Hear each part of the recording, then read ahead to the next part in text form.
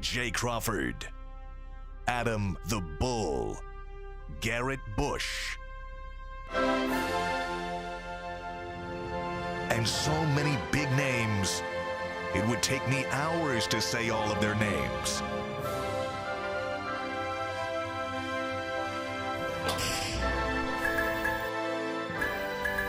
The ultimate Cleveland sports show. Booyah! The NAACP edition. Welcome to the Essence Food Festival. G. Bush in the building. Tybus Powell and the OG himself. I have to. I have a little wager going on today that I will not be laughing for the entire episode of this show. So I'm locked in today. Locked in. No giggling, nothing. Just, Locked in. Yep. Hey, coming up on the show, we're going to talk to the editor of Jet Magazine. We'll get to him. Also, we got the owner and creator of Double XL Magazine. And we got a brand new sponsor on the show, Murray's Hair Grease, a staple in the community for so many years. And we have Duke Beard for Tybus as well. Duke Beard Comb Through.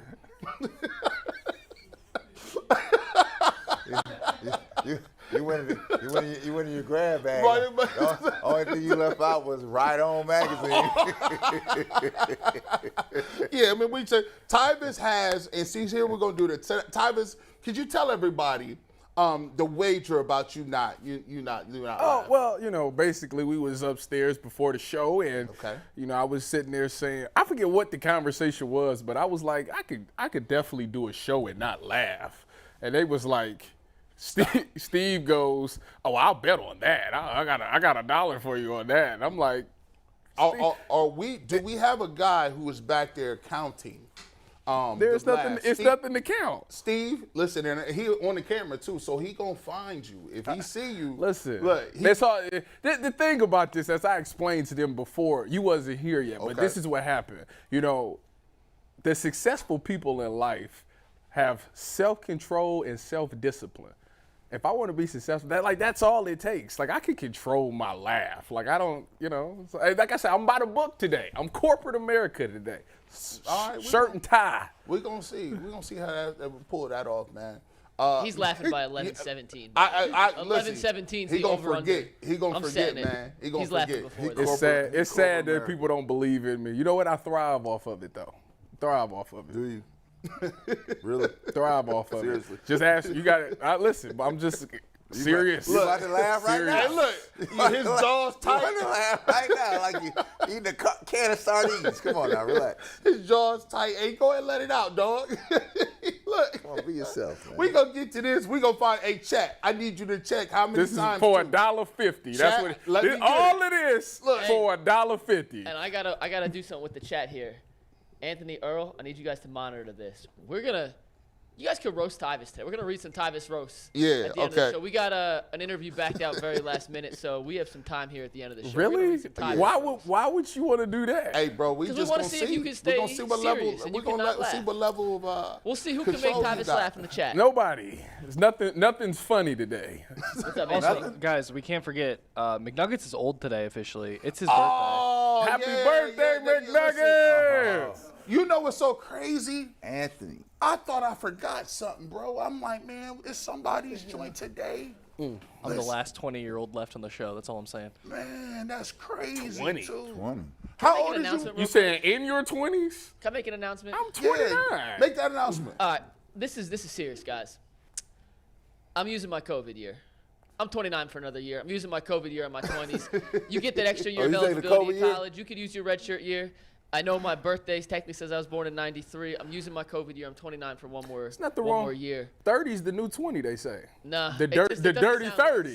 Saying 30 doesn't sound right, so I'm officially using my COVID year. I'm 29 for another 365 days. This COVID year. And yeah, forever young. See, the thing about me, McNugget, is I have an old soul. So like, I typically do things like as an older person would. So when I get older, I'll still be doing the same thing. So people be like, "Oh, you young?" That's because it's like I've been doing this all my life. So that's it. It's all. So.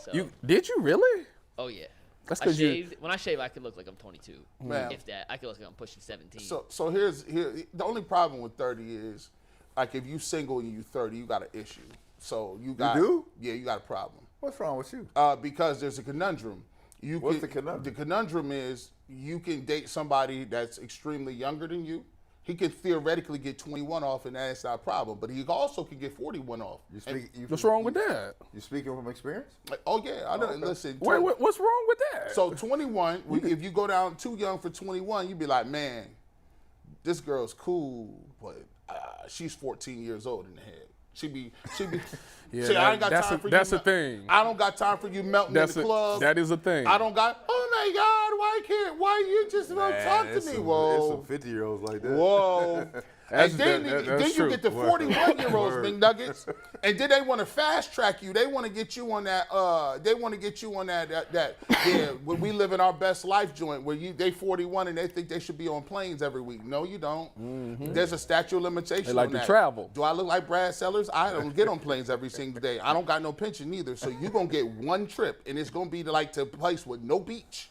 It's just gonna be. That ain't no trip. Yes, if you only give it a one trip, you got to at least give them a beach. Nah, and then they want to judge you because you don't have all your affairs. What the problem with today's dating is it's a false narrative of what's going on out there. Yeah. You know, everybody thinks that you're supposed to take trips all the time. You're supposed to wine and dine. You're supposed to have all the top designer, and they supposed to provide this for you. And that's everybody ain't balling like that. You know, it's a recession out here. You know, and it's one of those things that you can't put a price on love. You know, if you want somebody that cares for you, that's gonna be there for you, not for what they can do for you. And that's the confusion that we got in today. Is everybody wants to know what can they do for me. Shoot, I tell you what, man. You know, I shout out to what relationship issues. I thought I just saw this on a talk show this weekend. You must have seen the same show. Like, what's really going on? Hey, man. Hey, come on, man. Hey, you can follow my dating advice. Hey, man, you gotta love me so much. You only met me once.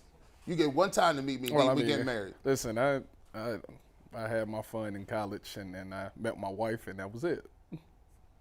I had my fun in college. Then I got on the internet. Then I met my other wife in one day.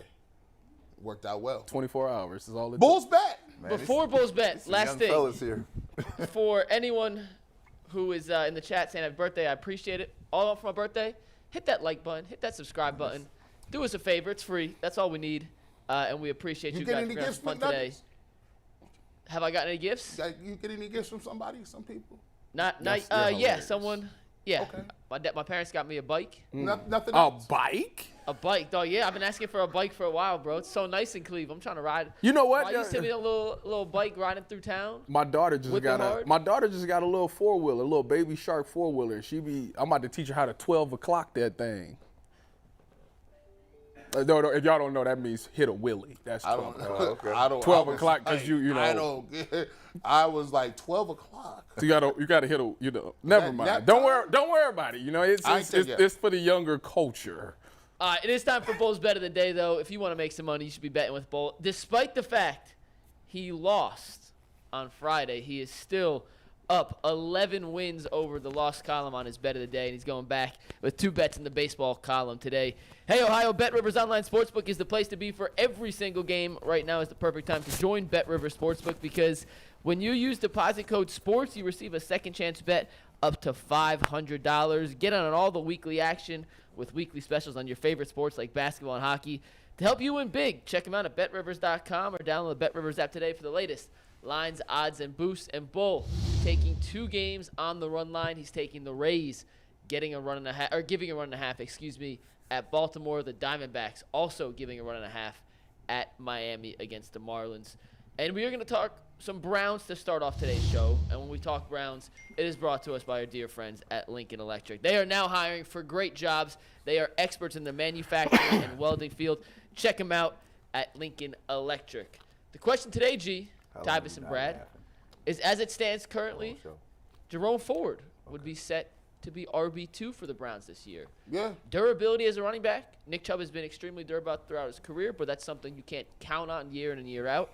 Would you guys feel comfortable if Jerome Ford was the backup to Nick Chubb for the 2023 season? Or do you think Andrew Berry and the Browns need to go out and explore the veteran free agent market, which is still filled with some pretty big names?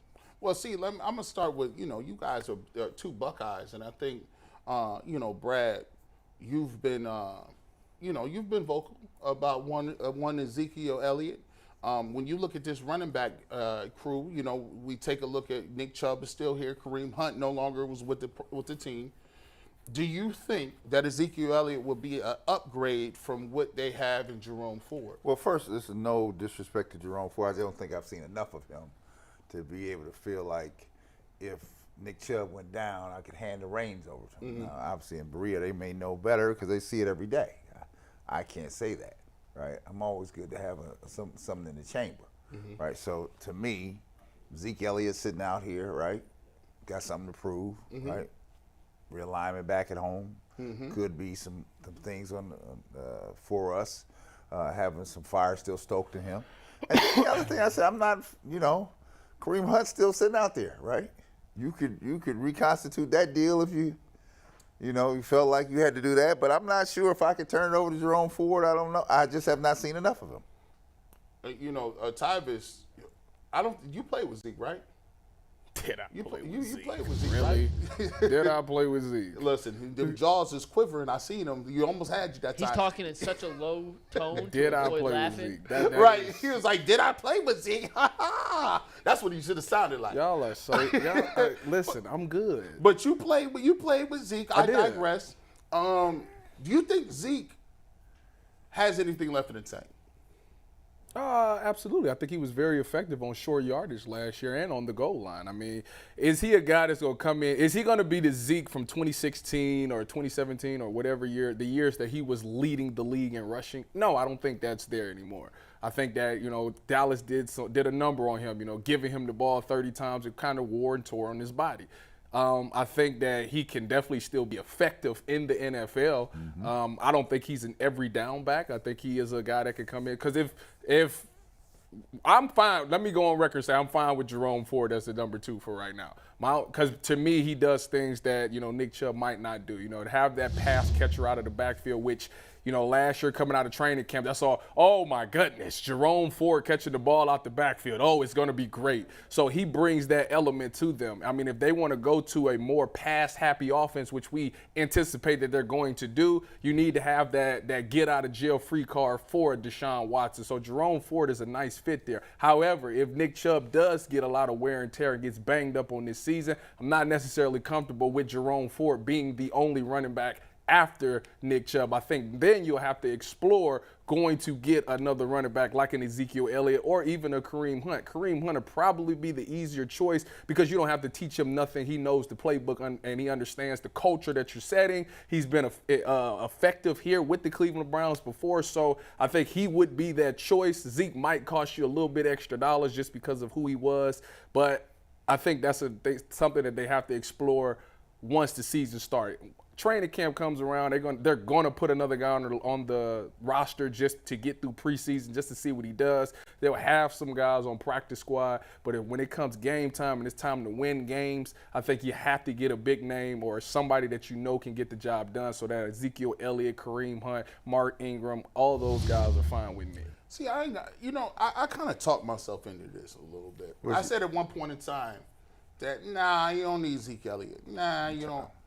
But I've looked at what the team is doing. I'm looking at what the Cleveland Browns is telling you that they kind of made some mistakes a couple of places. When you go back and you look at the roster when we said, hey, you don't have receivers, you don't have D linemen, and they got exposed during the year and not having it. They said, hey, you need to get Joe Woods up out of here and your special teams is trash. Guess what? They thought the same thing and got 2 new coordinators. When you look at this roster, how they throwing people at the defensive line room, they're getting veterans, they're getting rookies, they're getting undrafted dudes, they going to trade for guys. Yeah. They got 2 extra receivers and then drafted a receiver with their first pick. That just goes to show you we wasn't excited about Anthony Schwartz. David Bell didn't do what we thought he was going to do. And we need, you know what? You got us. That's our problem. Our bad. Let's get back to the table and bring some different people in and see if we can revitalize this mix. So when I look at a guy like Ezekiel Elliott, yeah, Jerome Ford is there. But here's what I want to see, though. If it ain't going to cost me but a little bit of money, and money ain't the issue, I want that competition. I want Jerome Ford to see would it look like to have 2 top backs? How many running backs they go in the season with? 3 on the roster, right? Usually 3. Okay, and what the problem with it is, say they do go out and get an Ezekiel Elliott, Mark Ingram, Kareem Hunt. The problem is if you're not the starter, you have to have some help on special teams. Facts. None of them 3 names that I just told you is doing anything on special teams these days because they're up there in age and their body's not going to allow them to. Jerome Ford will be your return man, of course, but the other one is just going to sit there. So now you're using up another spot on game day because it's 53 and then I think, 49 or 48 dressed for the game. You're using up a spot for a guy that potentially might not even touch the field, and that's a problem. Yeah, so that's where the issue comes in with those top 3 names. Yeah, but for me, that was good points, right? That was so, I good like points. that. So I'm a 3. Oh, it's by the book type. Yeah, by the book typers. That was good point. That's a new by the book typers. So I'm a break by the book off here, right? Because 3 backs is good, right? Jerome Ford, we get him on a little special team. I'm not turning the keys over the factory to an unknown, unproven dude. I'm just not doing it, right? If Nick Chubb get banged up, the one thing I like about Zeke Elliott, you ain't got to worry. When you on the blitz, he going to pick you up. Yes, he is. He going to do all the dirty things that need to be done because experience has taught him over time what to do. Sometimes you just need a pro to be a pro. And I don't know why in this town they devalue experience. They devalue it all, in all the sports, they devalue experience, right? Yeah. Experience, you may not be the stud you were, but there comes a time, especially when you're on a playoff push, right? Yeah, that experience comes to the forefront, and the dudes that get left out, they don't have it. Well, I watched the Celtics in Philadelphia in overtime, right? Right. I watched the Celtics self-destruct because dudes did not know what to do. Right? That's the difference. And when you're trying to make a playoff push, I like the fact that when you talk about Zeke Elliott, and I like the fact you brought up the special teams, you would have to do something with the roster. So, say, for instance, this guy like Nick Harris. Nick Harris can play guard and center. So if I need to keep 8 linemen, 7 linemen. Because he do a double. He do double, right? He do a double. You got guys, and you may look at it and say, okay, well, if I wanted to bring Zeke Elliott in and I'm keeping Jerome Ford, that means Jakeem Grant.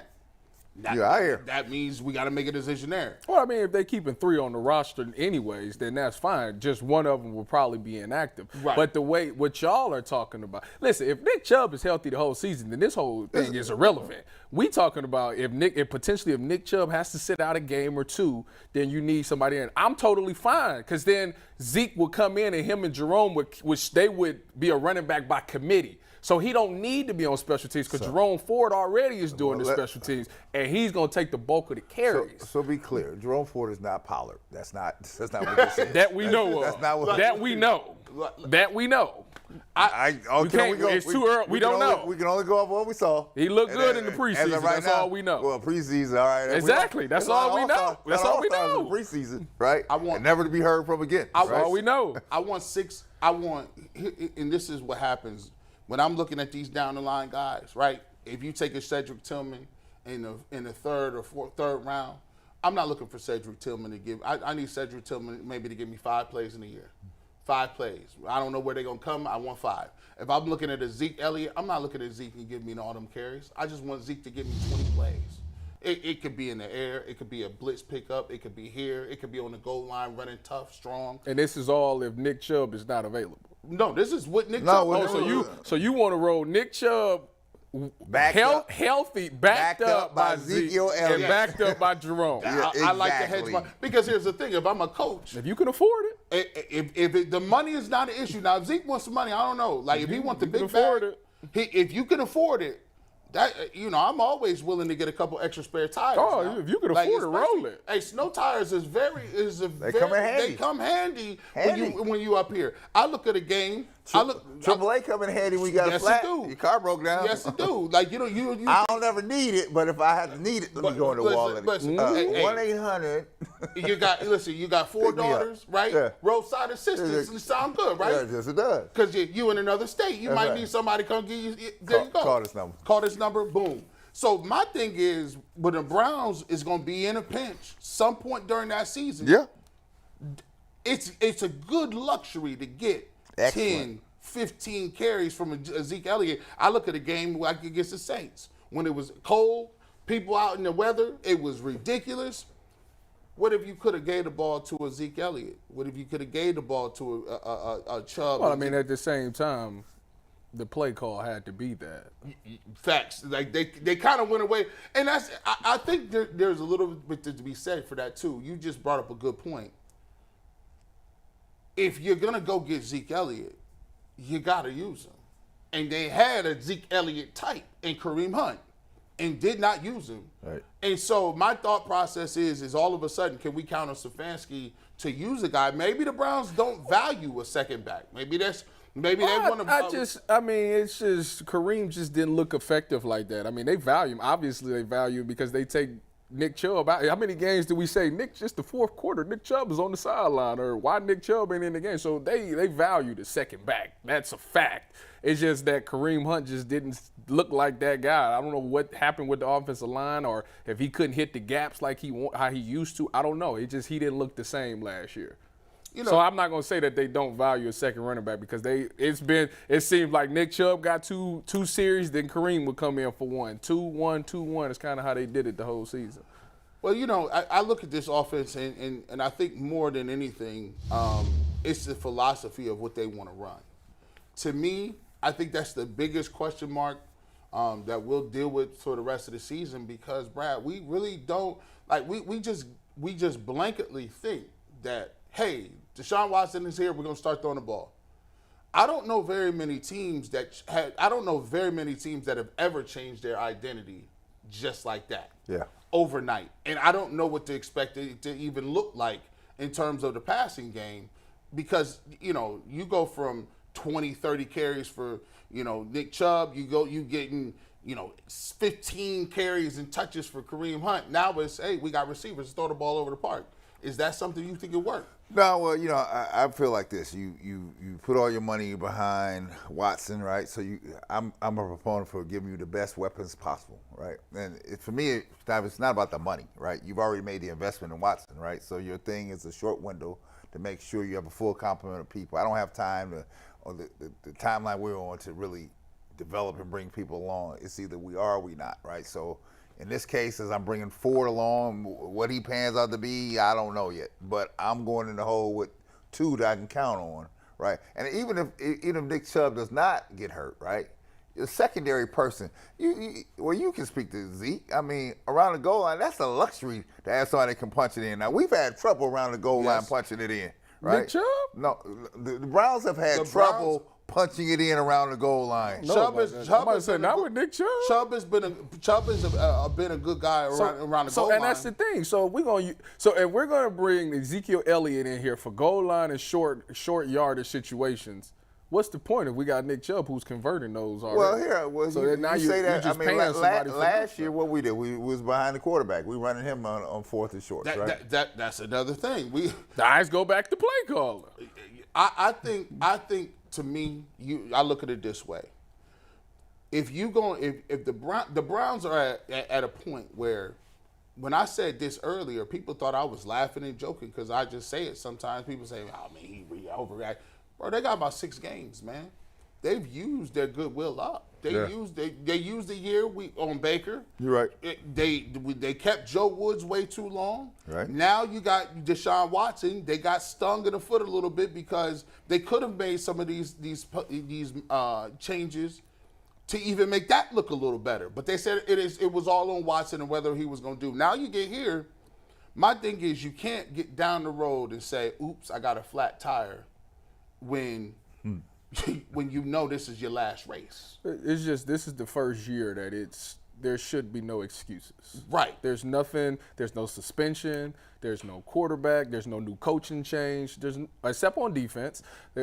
Play calling wise, it should all be smooth. You got a whole offseason to work with Deshaun Watson. He got a whole offseason to get with these wide receivers. You got a whole OTAs coming up that you're about to install the plays that's going to work. You have to have some type of game plan. By the time that mini camp is over at that first week of June, you have to have some type of idea of how you're going to attack this year on offensive side of the ball. And with this being Stefanski's year in doubt, because obviously Jimmy has come out and said we expect to be in the playoffs, that's pretty much telling Stefanski playoffs are nothing for you this year. So if that's the case, he should be working overnight trying to figure out how I finally got the weapons, I got pieces. Let me put all these pieces to use because my job is pretty much on the line for this. Let me ask you a question. Let's throw that list back up here. We've been talking about it as if it's just Zeke Elliott, right?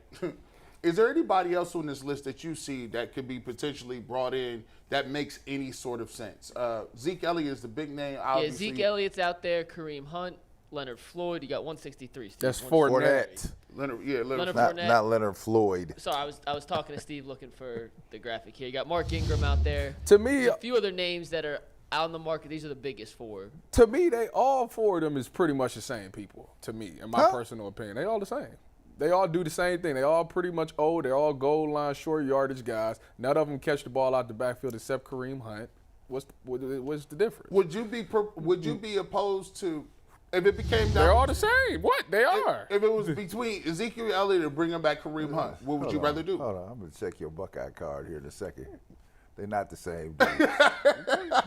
He said they ain't the same. They ain't the From same. what I seen last year on I ain't tape, the same, dude. show. I don't care what you say. Do you got the stats? Show me the stats from last year. They're not the same. Give me the stats from last year. What? Give me Zeke's stats. Give me Kareem Hunt stats. I got you. Yeah, bring Brad, that who up. do you think's of those four? Do you think Zeke's head and shoulders above everyone else? Yes. Give me Zeke's stats, Kareem's stats, and Fournette's stats. I mean, it ain't. I don't think it's that big of a difference, unless you're talking about touchdowns. I don't think Zeke Elliott came to camp 400 pounds, so we cut that over Fournette. So Leonard Fournette is out of here. That's done. Mark Ingram ain't run a good ball since he was in Alabama. Keep it moving. Mark Ingram, old. he kind of big too. He kind of. So last year, you got Kareem Hunt stats, Steve. That's like number 19 in the graphics. I said it was only between two. And Fournette, Zeke had 876 yards last year on 231 carries, as opposed to Kareem Hunt, who had 468 yards. Leonard Fournette had 668 yards on 189 carries. They all averaged below 4 yards per carry. The main difference, Fournette did have 73 receptions last year for 523 yards. Who did? Leonard Fournette had 73 catches. But Brady you remember was Tom throwing Brady was every checking play. down. I rest my case. Okay. I rest my case. What case was that? That they all the same. They're about to. I look at them. I know it sounds blasphemy, but last year they were all the same. And real quick, someone just sent us a super stat. Said, what about Jerick McKinnon? He signed with the Chiefs. So I'll take no Jerick longer McKinnon. A free agent. Oh, He's yeah. He's a free agent. Oh, I'll take He went Jed. back to the Chiefs. He's I back played in with Kansas City. Jed. Okay. Yeah. No, I think as we wrap it up, here's the thing. If they want to bring a guy in, but here's the philosophy of the running back room is, and they've told us for a while, like they've said, listen, you draft a running back to kind of back them up. We expect Nick Chubb to be durable and healthy. And I think they want to give, if they haven't done it yet, I think they just want to give Jerome Ford the opportunity. Now, if Kareem Hunt if Nick Chubb gets hurt, I think all bets are off. If Kareem Hunt, not Kareem Hunt, Nick Chubb get hurt, then they got to bring in one of those names for sure, because they do something that Jerome Ford can't. They convert on short yardage. Now you need that short yardage, those goal line situations. But if Nick Chubb is there, you don't need it. That's what my whole argument has been there. We got that. And it goes down to philosophy, right? So you can tell younger coaches, younger thinking, right? They devalue the veteran, right? There's a place. You're on a team that's trying to have an ascension. They're trying to go higher, right? Well, I don't do that with all young people. I'll just go to the NBA playoff. All them young people getting run up out of here. I'll give you credit for that. They're getting run up out of here. But I hear what you're saying on the veteran part. But the difference between that and everything else is that you got your veteran is the best running back in the league. No. The difference is you get it from the veteran in different ways. It don't just have to be on the floor. It's in the locker room. It's on the bus. It's on the plane. It's the leadership that you don't get. It's the separator, right? That is what the veteran brings to the table. So Nick Chubb, you don't think Nick Chubb sets a standard? No, here's the thing. I would think he sets a standard. He's like the model how you want to do it. When I say that, I'm not discrediting Nick Chubb. I'm not saying you are. I'm talking about bringing value to my organization. That's the difference. So if I got Nick, and I look at it this way, there's a thing to be said for, hey, Nick Chubb is on the field. It's hard to coach somebody up on the field. Now, if I got Zeke Elliott by young boy, he's saying, okay, well let's look and see what's out here. Look at this. You see when Jimmy Butler come to the sideline, who in his ear? OG in his ear. Yeah, like he doing it's like some things like something you don't hear. You may not see this, right? That's what the value is. This is because here. So who is so say a Zeke comes in, whose ear is he getting in? Who is he coaching? You don't listen. You devalue what he brings to the table. No, I'm just asking you a question. I think he could get in anybody's ear, Okay. right? I think his pedigree behind him can get anybody's ear, right? Okay. I do. I look at it like this. If it ain't no money, I always tell. They always paying these young. Watch this. They always paying these young dudes. These young dudes can't play dead at a funeral. Stop playing with me. I'm looking at it from this standpoint. I agree with that statement. What? What you said. With that? Yep. Yeah. If you can't. Oh, my man. Back in the game. No, I agree with the dead at they paying these young dudes. I agree with that statement. Dead at a funeral. Sometimes we get into this thing. And the reason being, I'll tell you after G. Go ahead, G. I'll tell you why.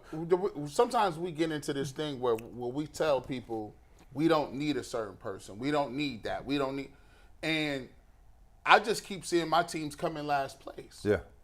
You can't be a last place team and say what you don't need. Like, obviously you need a lot because you came in last, and the team that came ahead of you had a rookie quarterback.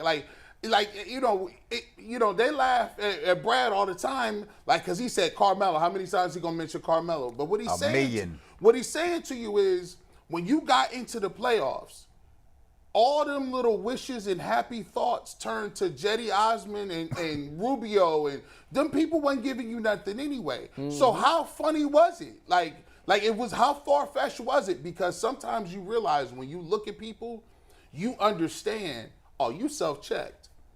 But they're not even gonna be on. They're not even thinking about you when the lights get bright. All that is good, but the problem with that argument right there, what you just said, is the run game wasn't the problem last year. The dude was third in the league in rushing. So I don't understand why. How is this even? That would make sense if it was the wide receiver room or something like that. I don't think they're saying. I don't think he's saying the substitute behind Nick Chubb is the answer to all your problems. No. It just fortifies your organization. You know, the Browns need a lot of help here, right? They had a lot of blank stares last year. A lot of blank stares, and defensively, there were times where you sit out here. How many times did we sit on the show talking about where is the leadership here? Oh, I said that all. Yeah, that was a huge problem. Where's the leadership here? Right. Like, It ain't coming. It's not coming from them young dudes. It's not. But I was speaking more defensively. I think offensively, when Jacoby Brissett was in there, that was a great leader. Amari Cooper is a great leader. Nick Chubb is a great leader. That's why the offense was able to produce. When I was saying that, it was defensively why I was saying that. They literally laid down. I'm gonna just tell you about organizations, right? Organizations, I don't separate them into two. I don't separate them into offense, defense. There's one organization, right? And in that organization, there will be people that will be at the forefront of leading, right? And there's a variety of ways. You got those that lead on the field and say, get ye behind me. Then you got others that are working underneath the current, right? To fortify things that you don't even see going on, that the normal people don't even see what's going on, locker room. You got to have that. Yes, Those are fundamental aspects of any winner. You show me a winner, and I'm going to show you a team full of people like that. You go to Miami Heat, there's a reason why Donis Haslem is on that team, right? It ain't for his playing skills. No, he the OG. Right. I'll give you an example, and this is a real-world example. When we started off with this show, right, Director Steve, you know, he had already retired. He done already ran his race. You know what I'm saying? Multiple, Emmy Award winning. So when they put a team together, we got the young guys. You know, I consider myself a young guy. I've cut my teeth. Tyvus, I consider Tyvus a young guy. McNuggets is a young guy. I'm old. I was young yesterday. Today, I think I crossed into that old threshold. Right. But the thought process was, when they bring a dude that already done it and already has done it at a high level, you naturally fall in line as a young dude because you say, oh, well, look, I can't come in here. I can't be the weakest link. I got to come in here because they setting the example of what type of team and what kind of hierarchy we want to put together. So sometimes when you bring a veteran in and when you bring a guy in, it don't even need to be on the field. They just setting the tone saying, this the type of dude that we like, we aspire to be, and this is the type that we want to build our roster around. And what it'll do, if they brought a different person in here and they had a bunch of young kids around and everybody was new in the industry, we might get on the set and be like, we know everything. We about to get this. And they're like, no.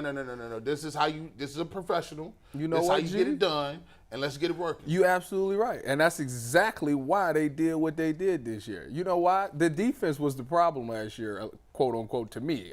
To me, they were the problem.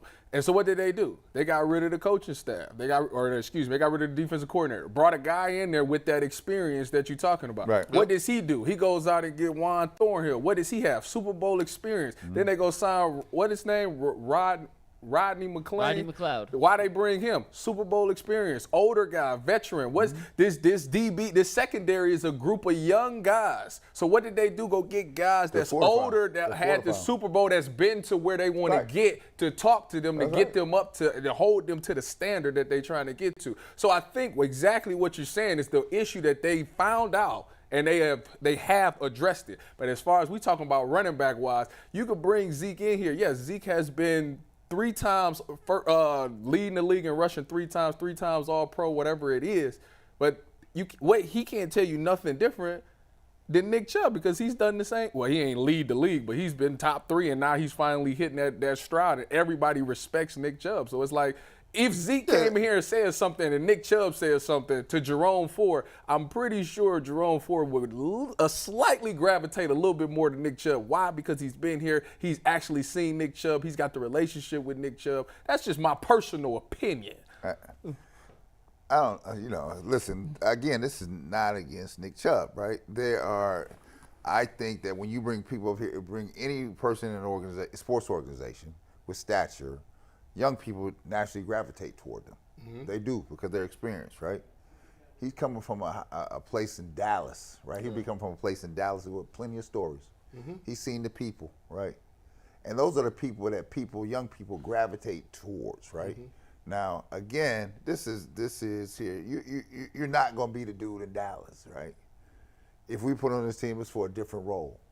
Question is, when you bring those people in, can you accept that role? Can you do that? You talking about Zeke? Yeah, anybody like that. Like one of them names we talked about. Can you accept this role here? Some people can't do it, right? Some people because in their mind they still think I'm that dude.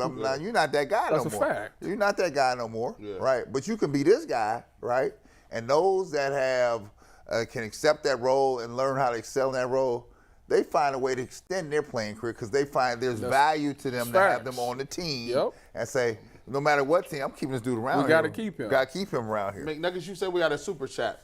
We got a super chat, then we're going to move on, talk a little Guardians. This is from Bobby G. And when we read super chats, it's brought to us by PCC. Look at that little alliteration rhyme there. Getting a little smart at my old age. Looking for a job with career advancement and great benefits? Well, PCC Airfoils is the leading manufacturer in Northeast Ohio. All locations of PCC Airfoils in Eastlake, Menor, Wickliffe, and Minerva are hiring for all positions starting at $18 and up, plus full benefit packages, paid time off, and a signing bonus. You can apply online at precast.com/careers to learn more. Bobby G says the running back room is going to be Chubb, Ford, Kelly, and Felton, and I'm good with that. People always say we don't develop talent. Let's let these guys get a chance to develop. I mean, Stump Mitchell is the running backs coach there. So, and like I said, that's been my whole argument with them. We have to, and it's hard to do, but we got to trust some of these position coaches. Bill deserves respect. Stump deserves respect. The receivers coach deserves some respect. Like, they do a great job of developing these guys. So just trust the fact that Stump Mitchell is the running backs coach. Every running back he's put out there has been pretty good for us. So let's just hope that he does the same thing. He still can get the best out of Jerome Ford and Kelly and Felton and whoever else is there. Yeah, I think. I don't think the running back position is not going to make or break them. Right. It's not a position where you're just going to be like, oh my gosh, oh my goodness, they did not have anybody behind Nick Chubb. I mean, I think they want to go. I think the running back position, they're rethinking what that position is as we speak, and I think obviously. They want to get guys that are cheaper, younger. If Jerome Ford can give you exact same Ezekiel Elliott can, then let him rock out. I think they'll just be fine. McNuggets moving along. We talked about it. a little bit. We move it to the Guardians. Guardians lost 5 straight series. They actually stepped up and got a big time series win against the Twins. The bats still ain't doing too much, but Quantrill, hey, we'll take it. We'll take that. Quantrill had almost a no-hitter going into, I believe it was the 7th inning. In the 7th, it was so I was at the game yesterday. It was the quietest no-hitter ever. I didn't even realize that there was a no-hitter going until the Twins got a hit, and I looked up and I was like, holy crap. It's the first hit of the game. And the reason why it was quiet, people don't be want to jinx nothing. They'd be like, don't say nothing. Well, the game was moving so the game took like 2 hours and 9 minutes. Oh, that's probably the fastest one of the season. No, there's been a couple that have been like an hour 57. But the Guardians got 2 runs in the first, and then neither offense did anything the rest of the game. Yeah. But it went so fast that like I didn't even realize we were in the 7th inning. I got up, I got a hot dog, came back. It's the 5th inning. So the pitching clock has worked then. The game. You're a fan. Both offenses were not good yesterday. The Guardians had 2 runs in the first. They had 3 singles. They didn't score again the rest of the game. They had like 3 hits the rest of the game. It went so fast that Mike Polk said this to us when he was on, and then we'll get back to the game in a sec. But he goes, the one downside with the pitch clock is moments don't get a chance to breathe. And there are certain moments in a baseball game that you don't want to rush because you want to kind of feel what's happening. And I'm not saying this took away because it didn't end up being a no-hitter or anything, but the game moved so fast I didn't even realize what I was witnessing, if that makes sense. Right. In the 2nd inning, he got out of a bases-loaded no-out jam. He walked 2 guys, hit a guy, and then no one else was on base, and it just never actually sunk in because the game was flying by, boom, boom, boom, boom, boom, which at the end of the day, I will take that and not knowing it's a no-hitter over a 3-hour and 52-minute 2-0 game every day of the week. Well, I'm glad that he was able to pull this performance off against the Twins. Obviously, they're in our same division, and I think they lead there, right? They are what, 19, 18, and we 16 and 19 or something like that. But they need to win this series against them because they need to catch up and try to get ahead in this division. We've been sitting back saying, we're not gonna judge them until after May. Once the weather gets hot, the bats will start clicking, the pitching will start getting better. But like at this point, when you got a chance to go up against, people in your own division, you got to win those games. So for him to have that moment, I was glad to see that. Another thing I was glad to see is that he pitched 7 innings because we've been in this thing where our pitchers go 3 or 4 innings, then they go straight to the bullpen. And our bullpen, to me, has been not answering the bell like they usually have. Mm-hmm. And I think that's where a lot of games have been lost. Some of the young guys that they brought up to pitch, I thought they started off hot in, the first 3 innings. And then once the bullpen came in, the game started to get lost. So obviously, Kyle has been the second best pitcher on this team because McKenzie's been hurt. So it's good to see him be able to pitch 7 innings. That way there's only 2 left for Clase to come in and finish the thing off. But I think that's the recipe. The bullpen right now just ain't clicking. So some of these pitchers has got to extend the innings that they're able to go. And like I said yesterday, it was good to see him go for 7. Well, look, pitchers not clicking, bats not hitting. Luckily, thank God we're in the American League Central.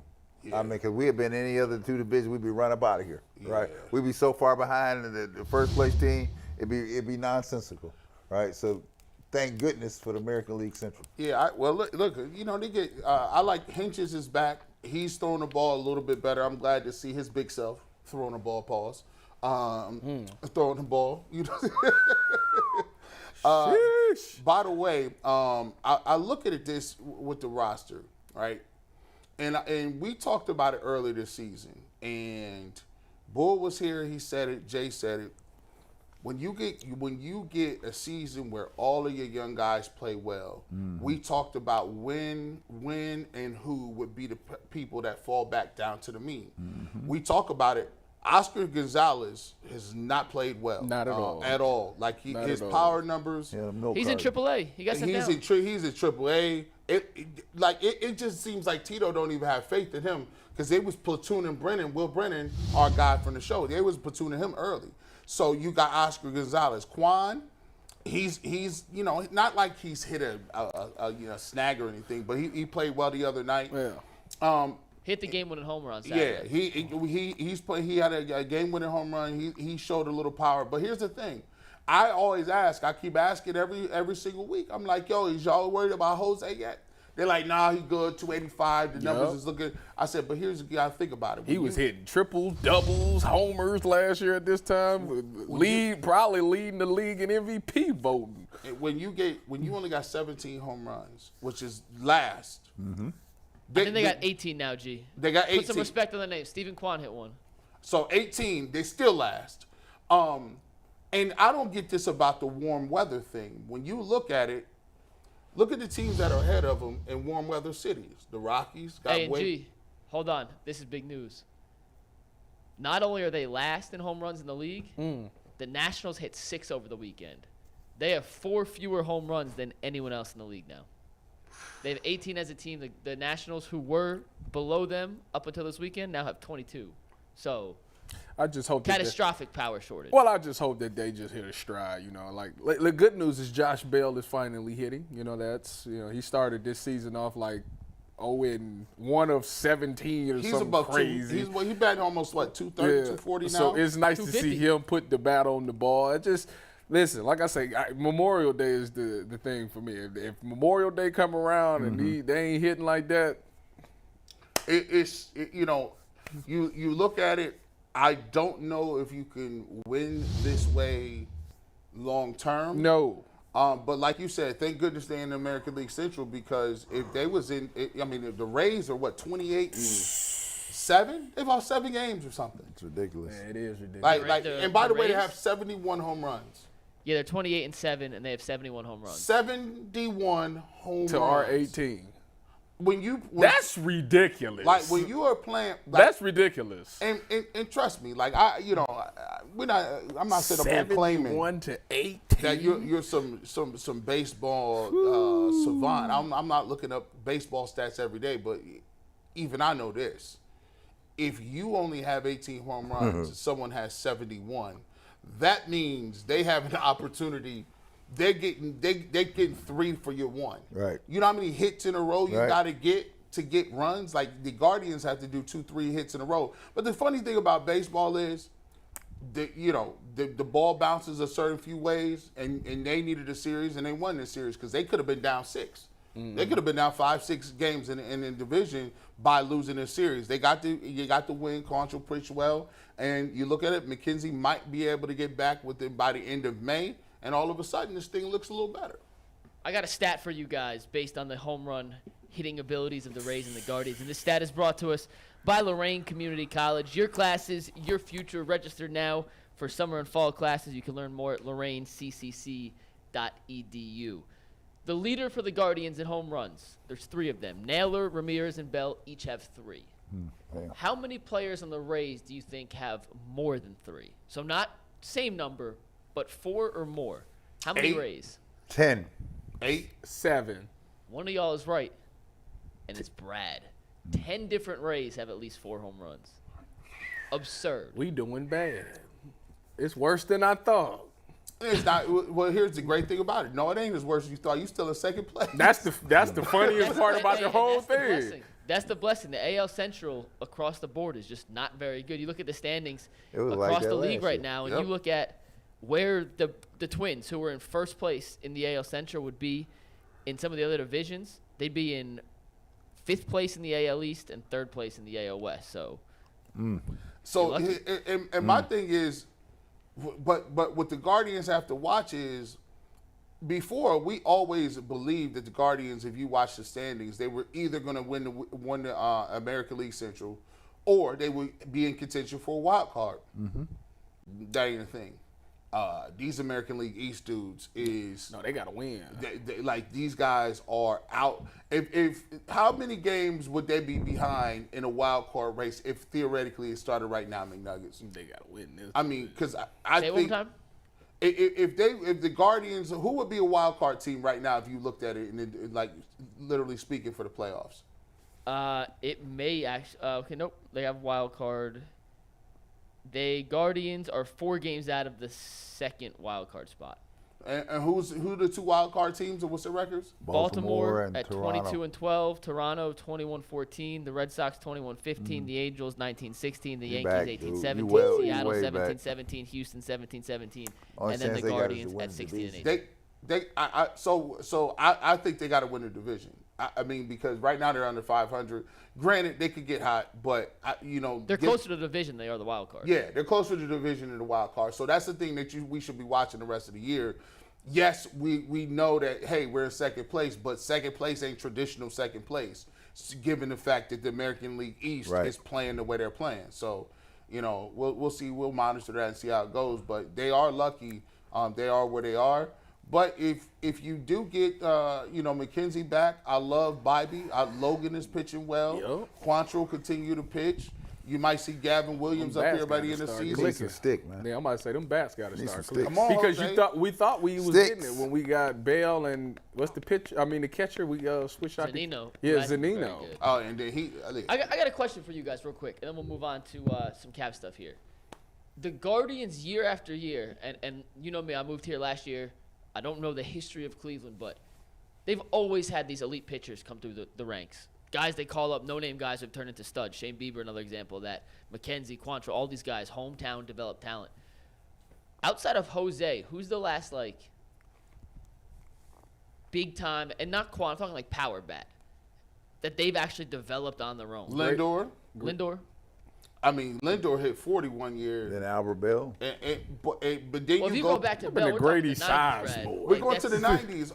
That's my point. They just how is it that one organization is so good at developing one side of the equation and has struggled so mightily on the other? You can because you've had different coaching regimes in here since that started, right? So, Travis Hafner. You can't say that, right? Travis Hafner is a guy. Even after that, you've had. Let me see. There's a few guys that they've had. Hafner has been a dude. My point is, if we have to think this hard about it, there's very few and far You're between. right. Which is kind of like Carlos Santana kind of comes. Carlos to mind. Santana, he walked a lot. He was on base a lot. Mikey, they've never really put an emphasis on stick around here as long as I've been living, right? Yeah. I mean, we've had some people that put some balls out here, but this has not been a place like you would come to and think about slugging here. It's just not that type of place. That's what, for a lot of people, and I'm going to give you this. For a lot of people, when you look back at the 90s, for a lot of people, offense brings people to the park. People say sometimes, why do you think that the Guardians struggle sometimes with attendance? And that's because of the small ball. Nobody is coming to the ballpark to see guys hit singles. To be truthful, I'll give you this. There's more people that watch baseball in the late 90s watching McGuire and Sosa and them put them things out there. Because Griffey and both Barry Bonds. Barry Bonds. When that was moving, people don't understand. What a time.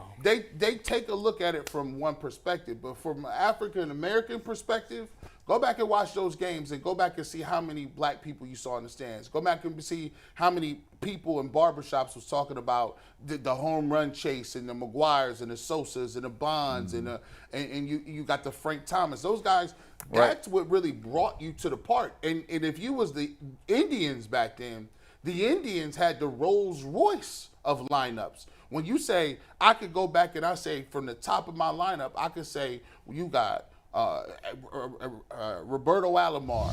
Sandy Alomar could put it out. But you have Tomey, you had Bell, you had Ramirez, you had Kenny Lofton was electrifying.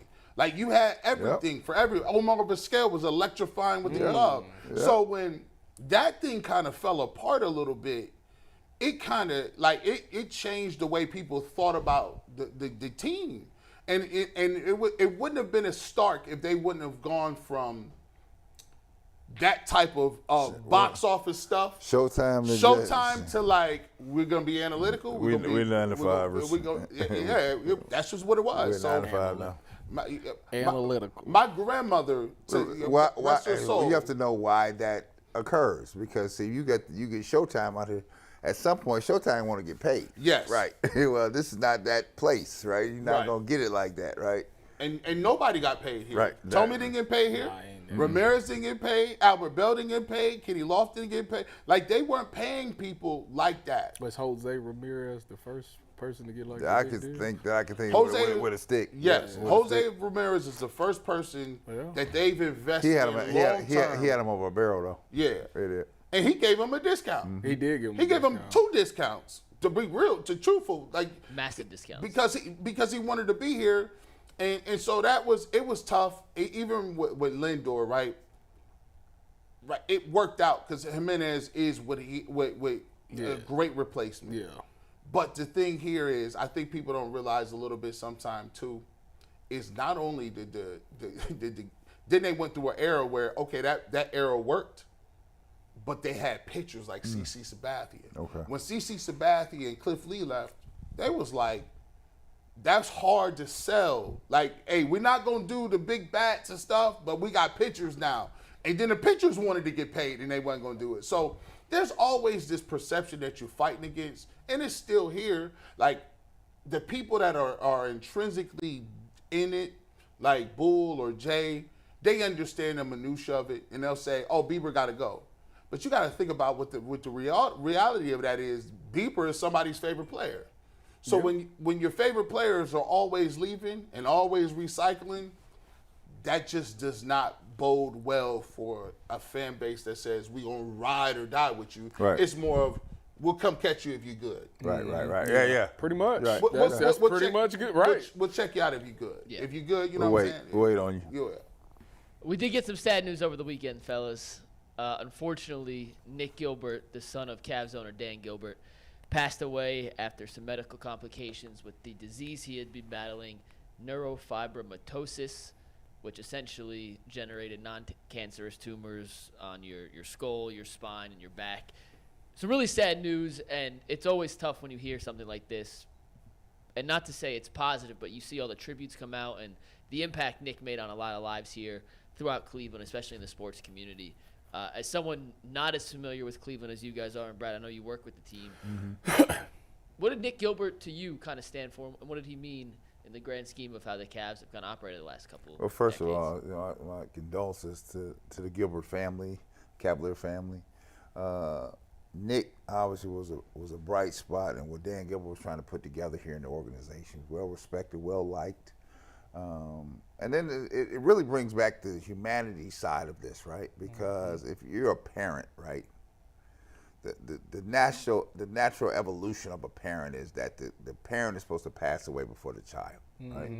And if you're a parent, I can't imagine what the Gilbert family is going through. And Nick had his challenges, of course. We've always been well documented. The fact that a father lost a son, and a family lost a family member, it's got to be devastating, right? Even with a prognosis like Nick had, you think they enjoy waking up seeing him every day, right? Now that's not going to occur, right? And now you take that, and in the recent history, the Gilberts have had their own medical challenges. Dan has had his medical challenges, and I'm just praying for them because away from anything, away from the Cavaliers, sports, anything, you have the symbiotic relationship between a parent and a child that has just been flipped upside down, and that takes a lot to recover from. What are your thoughts, Tyvis, as you look at it? I mean, I don't have any, like Brad said, I don't have any children as of now, but you got children, and he said one of the things that was powerful. He said is the natural order of a thing as a father is that you expect your children to bury you, not the opposite way around. Yeah, I mean, having children, I couldn't imagine, waking up every day, especially because every parent got a thing with their kid. It's a relationship that you build where you wake up and your kid is there. It's always like something fun that y'all do or something just to get the day started because, your kid always wants to. They're like your bright spot of your day. If things is going bad, your kid always has that positive outlook on life, an innocent look on life. So when that's removed and that routine isn't there anymore, like that's tough and something hard to deal with. I mean, everybody knows Nick from, him doing the draft lotteries. I think we got a couple first picks of the draft when he was present. And, he always had that smile. Just who he was, knowing that you're dealing with something health-wise, he still had a smile on his face. Right. He still loved life and looked at the positive things in life. And now that that's not there anymore, it's tough for the Gilbert family. So my thoughts and prayers is with them as well, because I can't imagine, if I woke up and my daughters wasn't there one day. Mm-hmm. Sometimes a lot of people, because, a lot of people struggle and they believe that, because you have money that changes stuff. Mm-mm.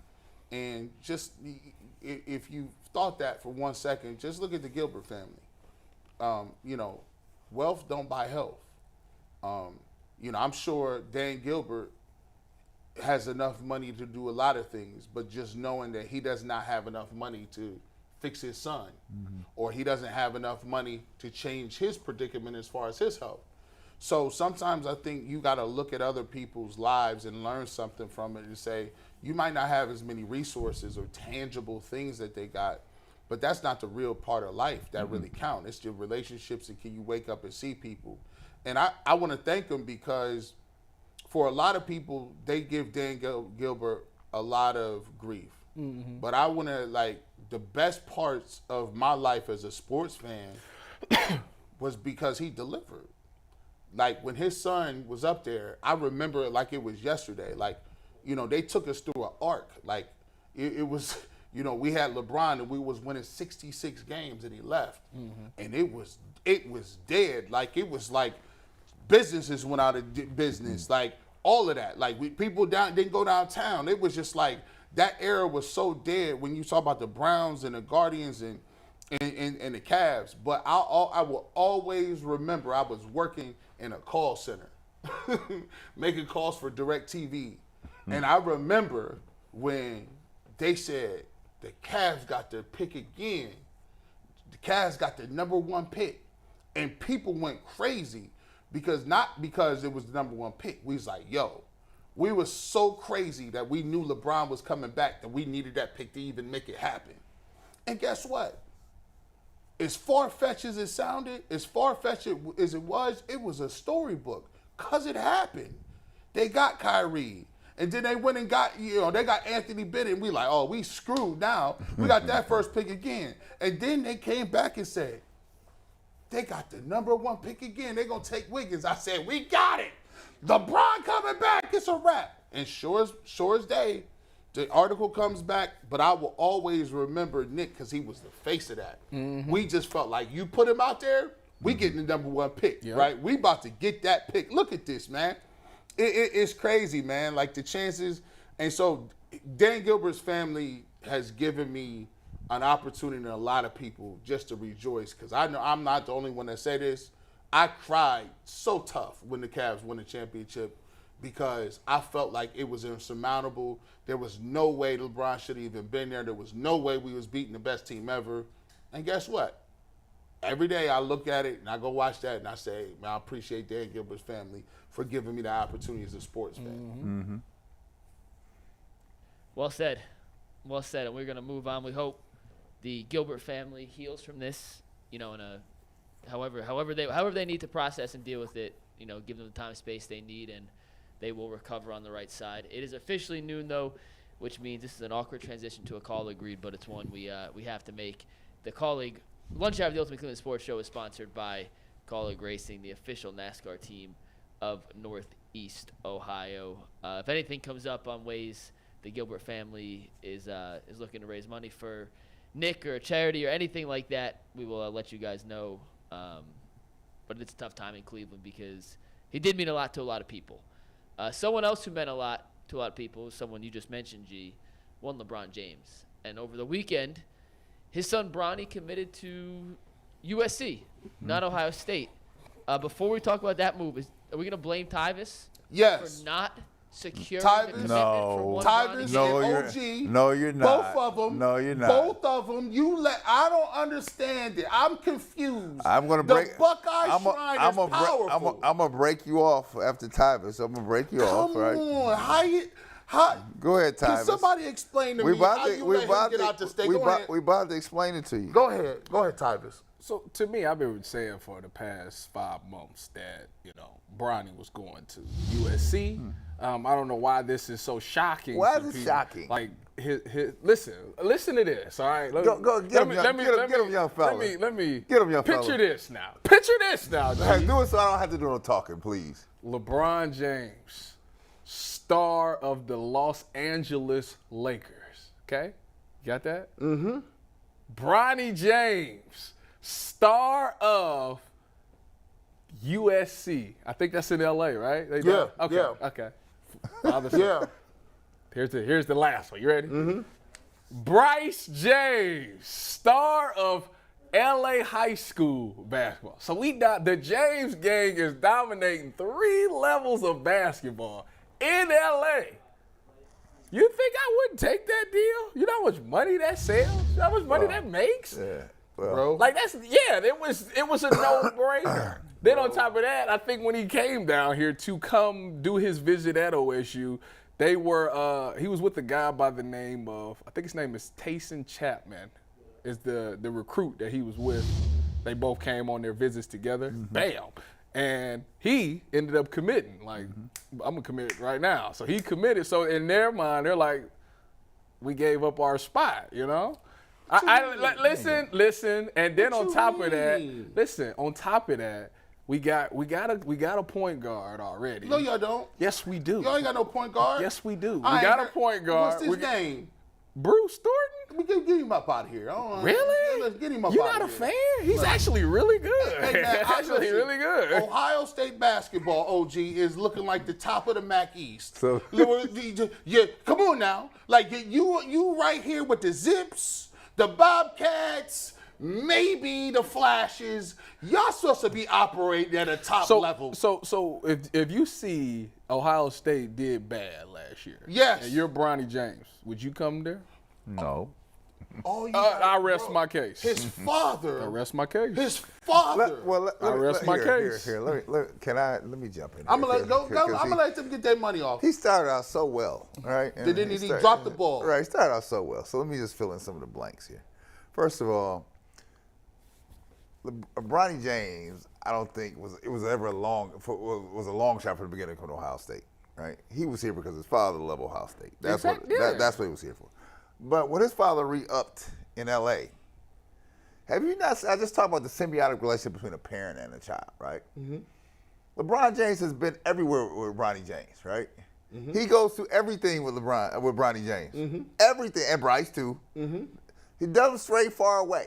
Mm-hmm. You see on his off days when Bronny's playing AAU down in Phoenix, what they do? They jump on a private jet and get down to Phoenix, right? When they played New York, he went cross country to New York, right? Mm-hmm.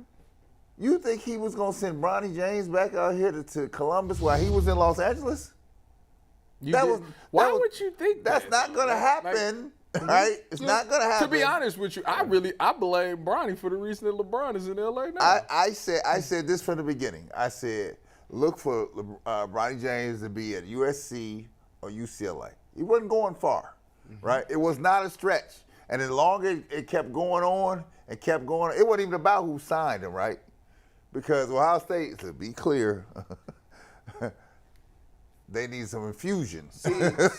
They used up all their scholarships already. So let me give you. That's where they walk in the room and say, we don't have any room for you already on scholarship. Hey, you up out of here.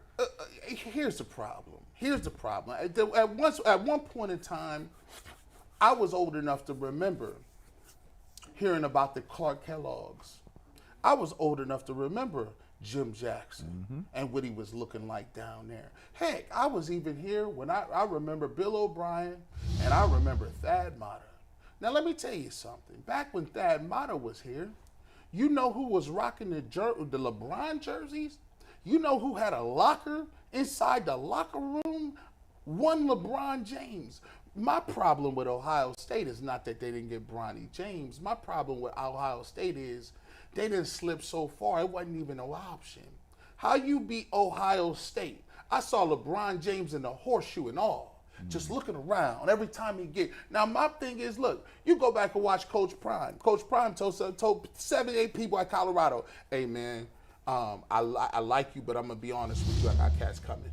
I got baggage coming. It's Louis. Louis. If you Ohio State basketball, you tell whatever little guard you got. Yeah. I got luggage coming, and it's Gucci, Louis, Prada, Coach, Fendi. Is he that deal? Like? No, but what he is, he's that deal when it comes to socially. Now listen, this is what I will tell you. Socially, that arena would be packed out. That's a fact. You know what else to have it packed out? Winning games, which is something that they ain't doing anyways. Now what they should do is now the youngest one, oh, they better sell out for that one. How would you get I'd the sell out one? for Bryce. You get the youngest one by starting with the oldest one. Sometimes you gotta give them a ball. No, Yeah, USC's got the inside track to Bryce. Let me now. tell you something. No, he don't. Here. No, they don't. Here. Because they playing in Utah in the NBA anyway. So Utah got the inside track to Bryce, because that's where Bronny and Brian gonna play. So be clear, they live in California living, right? They're not trading that back in for Ohio. They're just not doing it. Not, right? yeah, it's just not gonna happen. No, they're gonna get back to Ohio because in 2 years, USC and UCLA will be in the Big Ten, so you'll be making your trips to Columbus. But that's the sell. That's the sell already. You coming back this way? Look, you could do what your father wanted to do. Your father wanted to go to O State. He did not want to go to USC. So tell Bryce that. Bro, I don't even think their pitch was that good. Let me keep it real with you. It probably wasn't. I'm gonna give you the undercover fit. Here's the problem. See, sometimes, when you subpar, you don't want no lights in your house. See, my mom always so my mom always told me we ain't inviting everybody over, because guess what? We ain't got enough for everybody, and the house ain't clean up. Don't you invite nobody in this house. Don't do it either. Now listen, you can't invite Bronny James to your house at Ohio State, and the cupboard is bare. You ain't got the same type of amenities. Actually, to be truthful, what happened to the squad that got Greg Oden? What happened to the Mike Conley draft classes? Big OG? What you mean? They just put one in the first round last year. They got one probably going in the first round this year. What? They do. Stop. What did you just say? They got one that went in the first round last year. Let me tell you something. They got one that's going in the first round this year. Stay at Woody Hayes Stadium. Don't come over here where I am, all right? Don't come over here where I am. Because let me tell you the history. Let me tell you the history. Do your thing, Let me tell you the history of this thing here, right? Ohio State doesn't just turn out nothing but first round drafts. First round. Go look at the wall, right? Then there was a year when it stopped. Right? Yeah. And I look at some of the rosters now, Tyrus, and I'll be like this. Who is these dudes? 30s. Who is these dudes? Hey, this is Ohio State, right? Let me ask y'all a question. And this is serious. Yes. Come on. I got to sit up for this. Yeah, please do. Do Ohio have good basketball? Like the high school basketball? Because like it's not what it was. Okay. Because the top players, not what it was. The top player in the state, for one, they don't go to Ohio State, and two, they don't really pan out to be that great. Well, because here, let me tell you why. So why? What's that about? Well, it's because it's poor development skills. It's people your age coaching down there now. Ain't nobody coaching nothing now. They could play dead at the funeral. You get better. Why does it have to be? Because that's who's running the things now. Y'all age is running the things now. Let me say, Sonny is a good coach. That's one out of 1,000, right? I'm gonna tell you what. You know where they're getting good college basketball players at? Ohio, only from the girls. Why do you think they rated the top players in the country here are from Ohio? If you go to any team, they got somebody from Ohio on the team, right? Because they've been developing these kids, right? Somewhere along the line, the girls' basketball about to take over the men's. Somewhere along the line, Tyrus, that stopped with the guys, right? And it became, when we was growing up, we had real coaches that was really trying to empower you. Well, it's a more sensitive time. These kids are sensitive. Right, now. yeah, you can't say what you want to say. Like my coach back in the day won't work. The stuff he said wouldn't fly. It's a total different sensitive kids out here nowadays. And that's not even to discredit the young dudes. They don't know no better. You know what I'm saying? No, they need to know better. But Brad, here's the problem. Here's my problem. Ohio State has unlimited resources. I said this the other day, G. They do not evoke the strength of the brand on basketball. They never have. They never have. You guys do a great job. The same way you getting receivers that just keep showing up is the same way you can keep getting guys for the basketball. They don't do what Louisville. They don't do what North Carolina or Kentucky or those schools walk into places just because who we are. I'm UCLA. See, I'm Kentucky. But I'm North Carolina. North Carolina was awful. They still getting in the door. Is it a thing? And I'm gonna ask this because there's a group of college coaches who necessarily don't want the pressures and the ills of one and dones. They want the guy that's 2-3 years, maybe some but they don't want that spotlight on the program because if you get one and dones, they expect there's a certain type of record that come with that. That's championships and Elite Eights. That's what we want. I'm gonna tell you something else here, and Bronny James is getting better. Yeah. Oh yeah, he's getting better. Yeah, absolutely. He's absolutely getting better. Right. The problem for Bronny James is this. Every coach don't want to put up with what come along with Bronny James. Thank you. You bring Bronny James in there, who gonna be looking over your shoulder? LeBron gonna be looking over your shoulder, right? And he can get a couple meetings that the normal parent can't get. Right. And so there was an article I think it was on Jason in the Athletic. Yep. They were talking about college coaches were talking about we ain't sure it's worth it ain't worth the headache. The headache, right? I'll go another route, right? Because with that comes you got to take all this because he not going to be the parent to sit there and be like, don't listen to him, listen to me. Mm-hmm. I know. I'm the greatest to ever put shorts on. McNuggets? Yeah, real quick. It is 12:15, which means it's time to remind everybody that the Lunch I've Built Me Cleveland Sports Show is sponsored by Colleague Racing, the official NASCAR team of Northeast Ohio. One interesting note on the Bronny James to USC commitment is USC had already signed the number one player in the entire class, who's a point guard in Isaiah Collier. Yeah. So Bronny's going in as a top 20 kid. He's a 5 or 4 star, depending on which recruiting rankings you look at, going to team up in the backcourt with the number one overall recruit in the country. So he may be off the ball a little more than he would have in other situations. So it'll be interesting to see how that affects his development. Well, he wasn't running the one no way, Mikey. Yeah, he was kind of like. Well, he's a combo guard, but I'm saying he's 6'3" for his NBA future. He's probably more of a on-ball. And I remind people of this. And you can remember this from your days back in playing high school. There were always people that they say from the magazines are rated this high, right? Yep. And then when you get to see them in real life, they couldn't play dead at the funeral. And you're like, how did this person get to be ranked so high? Or right? You see a 3-star, you say this ain't good. Then you see a guy that was ranked here, and over time he got better, right? And the next thing you know, his bandwidth grew, where somebody's bandwidth stayed the same, right? I think Bronny James' bandwidth is growing. Yeah, it's growing. It's growing. He gotten much better. It's growing. It was. Honestly, I think the USC thing, the reason it happened, as we just step back a little bit, I don't think LeBron James and his family can be. He has more of a normal life in LA.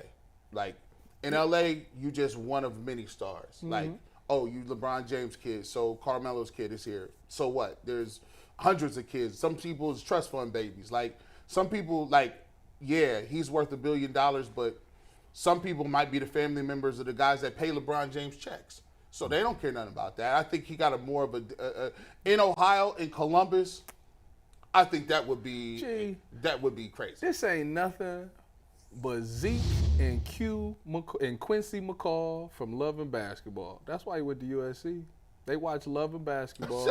And Zeke's dad played for the Clippers, and Quincy went to USC. Bro, ain't that, bro? That's all this is. Zeke and Quincy McCall. This dude just really said Quincy McCall. That's what it is. I was thinking about the name. Am I wrong? Like, is this not Love and Basketball? Am I tripping? This is, and they even got how about this? They even got the girl from the high school is going to USC as well. How about that? Gigi Watkins. Look at that. Yeah. She could play, man. Yeah. Well, listen. Love of basketball. They're going to end up dating. Again, I say this, right? I don't even watch Love and Basketball, so I'm going to tell you this. It's been that long? I said, well, dude, I ain't got time for it. I said, just shenanigans, right? I don't think Brad do romantic comedies. You don't do no romantic. I ain't doing that nonsense. It's a classic. It's a blockbuster. It's a blockbuster. Everybody seen Love and Basketball. Brad don't do no romance like that, bro. He not going to do no romancing out there, bro. So I'm going to say this. Yeah, I'm wishing him all the best, right? Because there's a tremendous amount of pressure on him every time he steps out here. Oh. Man, can you imagine your kid, Tyvis? since you've been 12, they just on you like that. I mean, people be hating on him just to be hating on him. Yeah, they be hating on him for his daddy, right? It's tough. That's tough. That's tough. That is That's tough. That's tough. I mean, right? And he carries it well. Hey, at least from the outside, it looks like he carries it well. But that's a lot of pressure to be putting on somebody. You see, well, Michael Jordan's son didn't make it, and now he with Larsa. Hey, there you go. Listen, He going to the most smart magazine. I'm not commenting on none of my teammates and what's going on here. You gotta, hey, bro, right? you gotta anytime they ask me about a time, I'll be like this. Hey, bro, this is crazy, bro. I ain't never. Hey, man, you ain't gonna hold no. You not gonna hold no intervention. Nah, he not gonna step into that. You're not going to Larsa Jordan's wedding. I'm gonna see them at the NBA Retirement Players Association meeting in July. I'm hoping they all come. That's crazy, Tyvis. This on another level, bro. Listen. By the way, shout out to Bronny James. We'll see how his career gonna move. Where we going after this, McNuggets? He done brought up Larsa Pippen. This is crazy. Yeah, no, she's out here doing the most. We will move on here. First, though, I want to remind everybody that there are a couple membership tiers here on the Ultimate Cleveland Sports Show. For $1.99 a month, that makes you a starters tier member, and that gets you all the loyalty badges, custom emojis, and members-only community posts.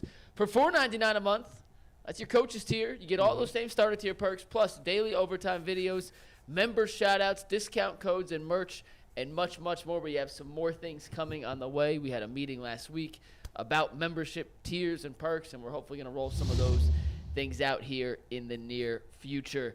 We're going to move on to the NBA playoffs, guys. And we had 2 games yesterday. The Sixers-Celtics was phenomenal. Yeah. The Suns-Nuggets game, very good. Both those series tied up at 2-2. Knicks Heat 2-1 in favor of the Heat. And in the final series, drawing a blank. Who's the last series? Phoenix. I want to miss it. Phoenix. They're 2-2. Lakers-Warriors, excuse me. Lakers up 2-1. They play again tonight. We'll start, though, with the Sixers-Celtics game from yesterday. Went to overtime. Celtics didn't even get a shot at the buzzer. Right. Harden played out of his world. Embiid got the gifts at the end. But, Brad, we talked when you came in. That's about as good of a basketball game as you're going to see in today's day and age. I mean, it was classic Sixers. Jump out and then melt down and then found a way to get back in the flow. And you have to thank the crowd in Philadelphia for that. And they just stayed with it. I was glad. You know what I was happy to see? I think James Harden's a terrific player, right? But he always melts down come playoff time. Always. I was like, you about to do this again in front of everybody? And then, they empowered him. Joel Embiid, P.J. Tucker, they empowered him to be better, and he was better. And then I was making my point about, having veterans on the team. Did you see when Joel Embiid had his head down, P.J. Tucker was in his ear? Like you better come on. You the MVP. You better come on. Yeah. You better come on. Because you need those people. But I will tell you what, Sixers played well. I'm looking at Jason Tatum, who's fading fast. Yeah, he's doing it. He's got a playoff run too. That's fading fast, right? Man. He's fading fast. They saying that Jaylen Brown is carrying the star. Carrying the crew, and I'm like, okay, and I will tell you. Both those fan bases will turn on you in a minute. Man. The Celtic fan base and the Sixer fan base will turn on their own team in a minute. Man, because when you look at that, you playing in that type of series, man, and I look at it and say, man, it makes you rethink a lot of stuff, man. Like a lot of guys is quick to say a bunch of people was washed up and. These young players, and I'm going to just be honest with you, man, ain't no young players won nothing in a long-ass time. Like, between Steph Curry and LeBron and these teams out here, and you people forget that the Celtics, they ain't won nothing. Like let's be clear. Like, they had a nice trajectory. They got Smart. They got Horford. They got Tatum. But they showing you in real time. What's their last chip? 2010 or something like that? We're probably Ray John Rondo and KG and Paul Pierce. Yeah. Man, I was in high school. They showing you in real time. You can have all the best young of talent. Like, think about their trajectory. Think about this really quickly. So they get Kyrie, right? Right. Then it's like, he's there for a couple years with them same players. Was he there a couple of years? I thought he was different. He was there. He was there 2 years. I thought it was just one. So Kyrie leaves, right? So they retool a little bit. Then they get Scary Terry, right? Yeah. Terry Rozier. They still got this core. They looking good. They got with the kid from used to play for the Hornets. Went to UConn. Kemba Walker. They had him for a couple years. So you start to see like cardiac Kemba. You start to see that we got pieces, and then they had Gordon for what's the name, Gordon, and it just shows you how hard it is to win a championship, even if you think you got a core of somebody. You ran up against Steph Curry and them, lost. Now you run it up against Embiid. They seem to always be going against Philadelphia. And so there's a thing that I watch in these playoffs where, man, these veterans that we like to say is washed up and done, the KDs, the Chris Pauls, the LeBrons. Well, Chris Paul just got an injury problem. Yeah, the playoffs. And they continue to keep rolling on. They continue to keep rolling. And I don't, somebody gonna have to retire these dudes. And I don't see nobody doing it. Yeah, it was a crazy game, back and forth. PJ Tucker kind of saved the day with Brad said getting in Embiid's head and saying, hey, pick it up, big fella, you're the MVP for a reason. In the Suns-Nuggets game. That was a banger. Ooh. That was a good game. We're going to get to the game in a sec. I want to start with the controversy off the court real quick. If you guys didn't see this, take tag board, you can play it. Jokic was he got technical for this. The guy he pushed is actually the Suns owner. Yeah. Now, to give you a little context, if you go to the next video, Anthony. Man, that was weak. This is the full player here, full play. The Suns owner, who did play college basketball at Michigan State, which doesn't really make a difference here, was holding the ball. He kind of smacked it out of Jokic's hand, then Jokic gave him a little elbow. He kind of flopped. We got two more alternative angles. Anthony, go to the next one. This is the other angle, in case you missed it. But this is essentially a breakdown of what happened here. And then we got one more. Just, this is a better angle of the flop of what happened after Jokic crushed his Suns owner. So, that's kind of what happened in live time. That's actually really talented. I've never seen that like that before. Brad, I'm curious as someone who played in the NBA like that. And obviously you never pushed an owner, and that never happened. See if we can drop the video here. But what do you think about fans, and this guy's not a fan, he's a fan, but he's an owner. When they are that close courtside and they hold the ball, how is that interaction not supposed to go, but, do you have any issue with what Jokic did, I guess, is the best way to ask that? Well, do I have any issue with it? Probably not, right? I mean, here, you play with fire, you get burnt. There used to be a time where the fans were a little further back. Owners, too. I never really seen the owner sit that close to the floor, right? Yeah. Right? The owner's usually up in the box. Yeah. Right? He's from that market. And so, but you put them real close, things happen, right? And it just so happens that the two worlds came together and exploded. I would tell you, when you sit around at Madison Square Garden, right? If there's a fight that breaks out between players, it's gonna end up in the stands because the fans are right up on you, right? Mm-hmm. And so this is what happens when you put people that close. Now, do I think Jokic might have went over the line? Yeah, of course. I mean, just pushing the dude, but I mean, it wasn't nothing, right? I mean, come on, Matt, you a basketball player. You understand the game. He ain't slug on you. I think.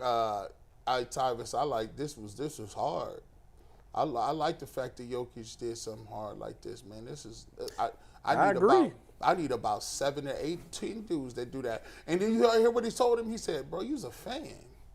That's what he told. He said at the press conference. He said, "No." They said, "You do know who that was?" He said, "Yeah, that was a fan." He said, "No, that was the Suns owner. He's still a fan." He corrected himself. He's still a fan. Sometimes.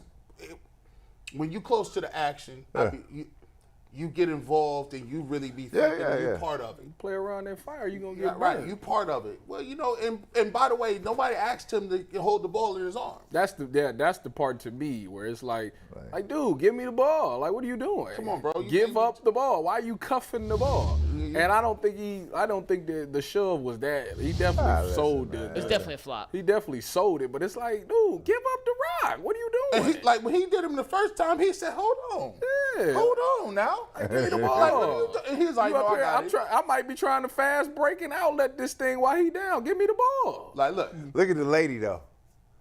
Watch the lady. Hey, hold on, big fella. Hey, hold on, big fella. It is pure comedy. Hold on, big fella. And for the record, you know what, the Suns owner after the game was asked about it, and he said he admitted to flopping. He was like, Jokic should not get penalized. This is what it is. Listen, there should be no extra penalty. Let's talk about the game. I'm glad he tried to pass it over. So good for him for doing that too. I'm glad Jokic did it, man, because they be calling him soft in the playoffs and stuff like that. And that's been like the knock on him. Like he has these MVP seasons, and then he get punked in the playoffs and stuff like that. I don't know about that. I'm glad that he came out there and dropped 53. I wish they would have won the game. Yesterday. I wish he would have threw the bowl. But I would tell you this though. I said he was killing yesterday. Jokic was killing him. Man, they couldn't do nothing with him. But I'm gonna tell you what, the offensive arsenal between both teams, Booker and Durant, and then Jokic them and Murray. Booker is so good. This is great. My goodness. So I'm gonna just throw this to McNuggets because McNuggets can be honest about this situation. You know, you're not from here, man. See, sometimes when we from here, when you from here, we got a propensity to do what? To love our own smell. We just love our own stock. Just love our own inventory. Look, bro, watching these playoffs and these four teams, the takeaway is this: Cavs are nowhere near. These boys are not in the realm of possibility. They're not beating any four of these teams. Listen, you got Durant and Booker. They have no option for none of that. They ain't got an option for AD or LeBron or Jokic or anybody. Like these four teams, we starting to see this is championship caliber basketball. So they got some nastiness to them. No, they got nastiness, shot ability, size, length, rebounding, coaching. Not in the ground. I got a question. I'm glad you brought up coaching. Is it okay that the last four championship coaches, 3 of the 4 have been fired? Yes. But we keep JB Bickerstaff. Are you okay with that? Yes. Well, Brad, what do you think? No, he brought it up. Go ahead. I just asked a question. No, answer your own question. Thank you, Brad. Go ask your own question. Answer your own stuff. Ask your own question. Go ahead. What you think? You obviously have something to say. I plead the fifth. See that? Listen. Brad, no, you go first, Brad. You go first. No, go ahead, Mikey. I think, and once again, I never played in the NBA, will not pretend. I was a very mediocre D3 basketball player, but I've been in enough locker rooms. At some point, the voice gets stale. And when you have a roster like Milwaukee's, and I know you're alluding to Coach Bud here, Tyvis, they failed miserably with what their expectation was this season. Bud won a championship 2 years ago because Kevin Durant's toe was this much over the three-point line, and he should have been or would have been fired had they lost that series 2 years ago. Right. He won the title. Bud has his own style. He does not make adjustments. That is his style. That is his style. Go back to Atlanta. They do not make adjustments. He plays his way. It works in the regular season. It has had very little success in the postseason, outside of the 1 year where Giannis went superhero, put a Superman cape on, and brought a title to Milwaukee. Do I think Bud's a bad coach? Hell no. But I think his voice in that locker room with that core of players grew stale, and you can't get rid of Giannis. You're paying Drew Holiday max money. Chris Middleton's making a ton of money. You can't change the roster, so what can you do? You can change the coach. So now I need you to break down why Nick Nurse got fired. Can we get that out? Because there's some inside stuff that there's a lot going on in Toronto. A lot going on in Toronto. Okay, all right. There's a power struggle. Just the most simplest way. There's a power struggle between Ujiri. Nick Nurse wants a lot of decisions. Ujiri wants to say a lot. Those two did not see eye to eye. Would you take any of them over JB? Like who? Which ones? Like Nurse or Bud? Nurse or I wouldn't take Bud. I wouldn't take Nurse. Okay. Would you take Frank Vogel? I wouldn't take Vogel either. Okay. You don't remember Vogel in Indiana? Oh, I remember him. Awful. I remember him getting touched. When he got to LA, awful. Now, I look at it like this. Would you take Ty Lue? Oh, absolutely. Ty Lue was a free agent. Would you take Doc Rivers? Doc to me is kind of He might be. I'm pleading the fifth on Doc. Doc kind of they gave him his savant status too early. Like he didn't like Doc in Orlando. Come on, you got in-year Doc. Man, thank God for James Harden and PJ Tucker and the B last night, because the Philly thing was sinking. Yeah, and I saw Doc call. I said, "Oh my God, not this again, Doc. Not this again." All right. So yeah, that's kind of. But I will say this though. Now, and I go back to Ty Lue, because Ty Lue. I'm just saying this. Ty Lue has proven himself. I think can actually coach and understand. He understands the player, right, and bringing the two worlds together. He does a good job of that. Right. Is Ty Lue about to be out from the Clippers? No. Is Mike D'Antoni an option? Man, D'Antoni. I'm just throwing names out. Why you bring his name up? Just throwing. He can't coach there either. I look at this, and JB it is. I asked somebody this. the other day. Simple as Let's that. go get Bedford coach. How about that? I don't even know who that is. we had Joe Varden on, right? Yeah. And Joe told me something today. I was on the radio this morning, and I was hot. He told me. He told me You got to sit up. that Kobe Altman, before the season, if we was listening, told us that the Cavs wasn't no championship team, and that whatever they did in the playoffs was gravy, was extra, was cherry on top of the sundae. I said that last Friday. He said if you was listening, he told you that. I said, well, listen, his timetables was messed up. Because if you wasn't ready to compete, he said they will compete when Evan Mobley is ready to compete. I said that can't be that's you in trouble if that's the thought process, because you might not. That might take a minute. That's gonna take 3-4 years, and that's okay if it takes 3-4 years. But your roster's getting older. When is Donovan's contract up? Donovan Mitchell got 2 years left. 2 full years left. He's 2 full years left, but we know how that works. If we know how that works, right. So my thought process is, and I've been racking my brain. I've been looking at it. I've been in the hot tub time machine. I've been all on it. Just numbers advocates. I'm looking like Russell Crowe in A Beautiful Mind. Just over there, just drawing. Goodwill Hunting. I'm like, I don't understand. Goodwill Hunting. I don't understand how and where and why, and they can get better. I'm just looking at it like, unless it's a slow roast, unless this is I'm gonna roast this in an oven for 200 degrees. You said you don't see how the Cavs can get better? I don't see how they can get to a level where they can compete with these other teams. They can. And I think you could compete with the maybe the Hawks, or you still got the. So you saying like you talking about like the Knicks, the Celtics, Philly? Oh no, I'm not. That's the. I don't even look at the Knicks as even part of that upper echelon. Oh, you look at that. What's your teams? So I think the best teams in the East. You got your Phillies. You got your Celtics. You got the Milwaukee Bucks. And the way I look at it is, those teams, the top teams to me, have guys that at any given set, you could be in trouble. You like, because if Embiid go off,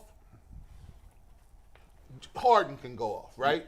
And if both of them playing well, you're not winning. You need a 7-foot center that can shoot threes. Well, you tell me where we can find that one from. They're not growing on trees. But I mean, I think if they had that, because it would open the paint. We'd be great. It'd open the paint. We'd be beautiful. And it would keep an Embiid maybe outside the paint. It'll keep, a Mitchell Robinson out the paint. Like, I think that would have been one of those things. But I mean, like I said, we didn't have that on the roster. I'm just throwing out a suggestion. Hey, listen, besides getting Carmelo ain't coming through that room, the window. McNuggets, how they doing it? How can the Cavs compete with some of those teams? Yes. But they got to have some dog in them. That's the first part of it. It starts with Evan Mobley. Like, Mobley is the key. Mobley taking that giant step forward, which we thought it was going to happen between year 1 and year 2. I think he took a baby step forward, but unless you guys are going to tell me you don't think he still has the elite level potential. Oh, no, I think he's elite. I think it's going to take a little more time than we thought, though. No, I'm just saying, you asked how. Okay. He takes that step and becomes not just a talented player, but a guy who's in the conversation as one of the, third-team All-NBA forwards. What does that stat line look like? 21 points, 11 rebounds, and he shoots 30%, 32% from three. Is that a possibility? Which is plausible. Is that a possibility in one summer? Well, and I'm asking you for say this. 21 and 10?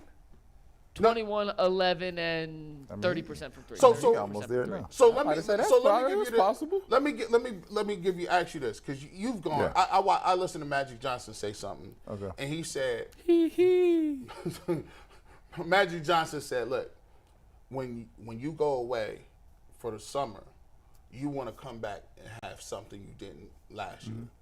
Everybody was looking at that. He said, I know Isaiah wanted something. I know Bird was going to come back. I wanted to come back with something. You've been in those summers where you have to develop and you already know I can handle. How difficult is it to make that sort of a leap in multiple areas of your game in the summertime? Well, it's hard, but it's a process. There has to be somebody there to develop you, help, because you can't develop yourself, right? Somebody who is you may want to be developed and get better. Somebody who has to take you through the paces, right? Keep you and say, okay, this is what we're doing. It's because it's repetition over and over again. Because you remember, Magic couldn't shoot the ball when he first came to the league. Right. He couldn't shoot it all. Yep. And he turned into a fairly decent shooter right at the end, right? But you have to develop yourself. And so Evan Mobley at 21-11, where Mike was at, he almost there right now, right? I'm a firm believer in this. It's not one person that gets you over the hump. It's a multitude of pieces, right? Some are more prominent, some are less prominent, but you win. If you look at these teams, the teams that are winning, they're able to win because defensively they can get after it, right? That's why Phoenix struggles. Phoenix is going to try to shoot you out of here, right? And even with them shooting like they did the last couple games, it's been a tight ball game, right? They can never separate themselves, right? You can never separate yourself. So we have to get, I think, physically tougher. We have to have you have to develop your bench, right? Because right now I don't think we had a bench that was helpful to us at all when it came to the playoffs, right? So we have to reconstitute your bench. And there's a mixture of older and younger, right? You just can't go young. Yeah. You just cannot do it, right? It's just not on the timetable we're on, right? Because you look at these teams that are now in the semifinals of each conference final, right? Conference championship run. Have you seen the similarity between these teams? Yeah. They're all constitutionally made of basically the same way, right? Phoenix put a guy in the game who hadn't played at all, Terrence Ross in the game, right? Wow. Yeah. Trade up. Yeah. He's just sitting there. Could That's funny. have been a Cavs. I didn't even know. I didn't even know he and was they put him in. I didn't know he was on the roster until he hit that three. Then he came in and gave him some production, right? Yeah. Right. That's what this is made of. But defensively is how you win in this league. In any championship run, you got to have a defensive presence that can get stops. Well, wasn't the Cavs like first? Where? Where'd they finish? Where'd the Cavs They finished first, but you don't look at the regular season. Right. They're two different worlds. Right, you got to have a playoff switch that goes to another. Oh, really? Yeah, because the game. Because me and McNuggets said that this team can't do that, and I remember G and Bull said, "Oh, they'll be fine." The game changes. I don't know about that. They'll be fine. What they told us, the McNuggets. playoff game changes, right? And you have to be able to elevate. Typically, it's done defensively. You got to be able to lock down people. You got to be able to get stops. When Philly was making a push yesterday, they had to get stops. Right. So who on the Cavs is that guy? Well, listen, I don't know if that person really exists. Would you get Pocahontas? Who? You know who Pocahontas Dylan is? Brooks. Dylan Brooks. No. Hey, do you know who actually Let me thinks tell would you make a lot why. of sense? Let me tell you why. And sometimes you have to take people that you don't want to take. The problem is one bad apple can ruin the whole cart, right? And I'm not sure where he is, right? When they ran him out of Memphis, right? There's a reason why he got. You don't know where his mind stayed at, right? And didn't nobody step up for him? Like they didn't. Nobody said. Nobody said. I always learn when nobody says, "Hold on." I like today. If something happened and they be like, "You know what? I saw Tyvus do this." I'm like, "What was Tyvus doing? Laughing?" They're like, "Nah, he wasn't laughing. He was straight face." I saw him doing this. I'm like, "Nah, that don't sound like Tyvus, bro. That's not." Yeah, that's not the type of side. You didn't hear that out of Memphis at all, did you? Yeah, you didn't hear none of that.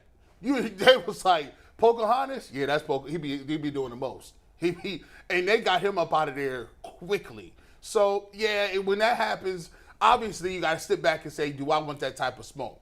Here's what I will say though, it is amazing. We did talk to Joe about this as well. It's amazing how this dude LeBron is still playing at that level. That's unbelievable. It's just I find myself catching it. I want to know what his body, how he take care of his body. Like, I mean, this Millions guy. of dollars a year, what bro. does he do? I mean, what did he do that I didn't do? Like, bro, I don't understand. I bro. can't understand it. I don't like. KG had to break. KG broke down, and KG. Everybody did. KG said, "Listen, you know what, Paul? You know Paul Pierce hate LeBron, right? Yeah. He was up there. He said, Paul, listen, I can't even co-sign it no more. He the coldest. Listen, bro, he's 38, bro. He getting 30 at 38. He said, bro, it's a stop. That's crazy. And I think the fact that, and I tell this to what's her name? I tell it to Jason Lloyd. They messed around and let LeBron feel like there was some hope. See, there's certain guys in the league, like, you can't give Michael Jordan no hope. Michael Jordan feel like he don't even need hope. All he needs is himself. Like, as long as I'm here, we got a shot. They let LeBron James sniff something. Like, if they let them beat the Warriors, right, he gonna say, oh, I got Steph Curry again. The Lakers have become a problem. They're a problem. Listen, I'm gonna tell you something weird about him.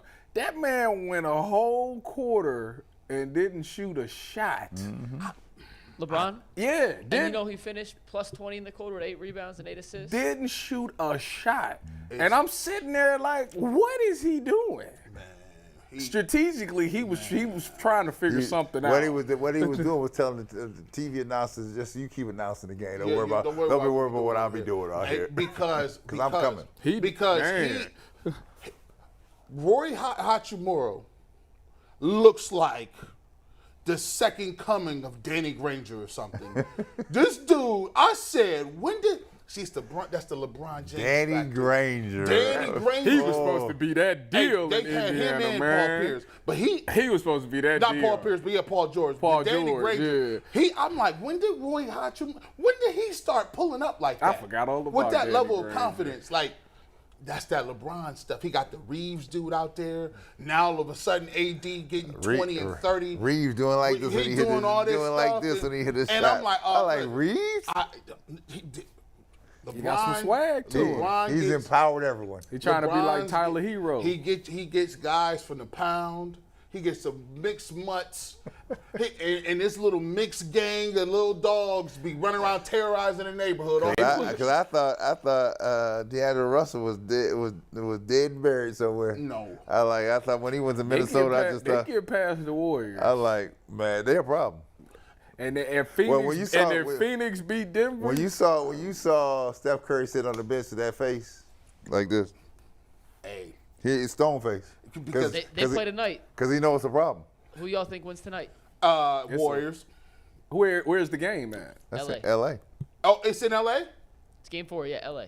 I like that. Have you seen? I like the Lakers, I got the Lakers. For those who've been following the Lakers for years, I like that. have you seen the Stars return to They the coming arena back. again? Yeah, Yes, they have. Yep. Hey, Yes, they have. It's like 10 of them all on the Jumbotron.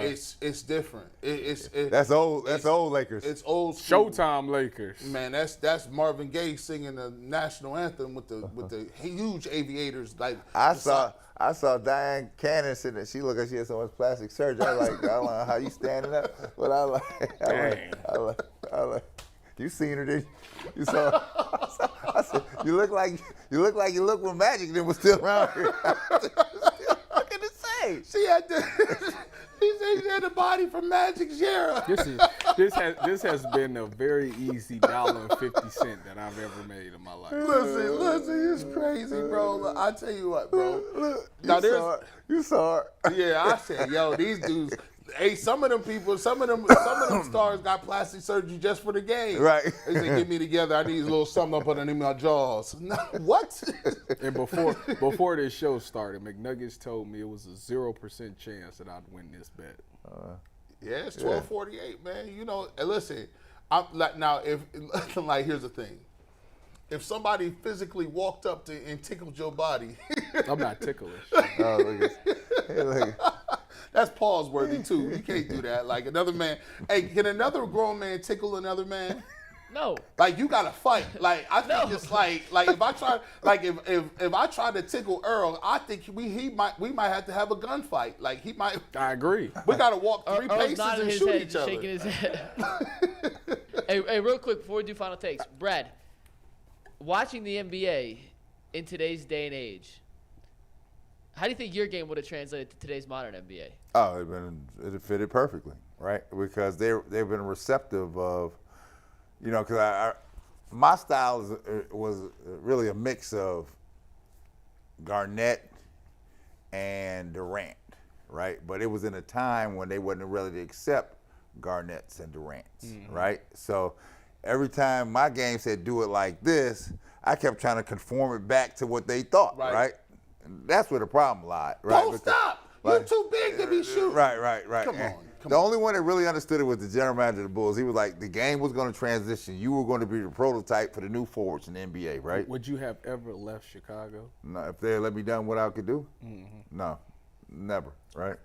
I just had a guy that was coaching that could not. He was from the old school. He wasn't ready to accept the new way that this game is played. And if you think about that though, Brad, the Bulls went to that evolutionary step. So you got to think about it. So after they had Brad, they go out and you get Pip.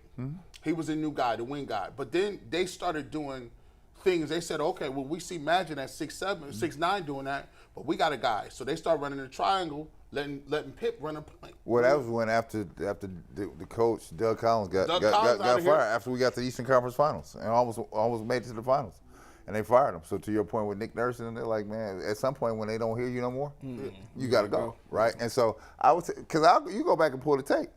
They used to they tell me to bring the ball up. Yeah. Like here, you bringing it up. I'm initiating.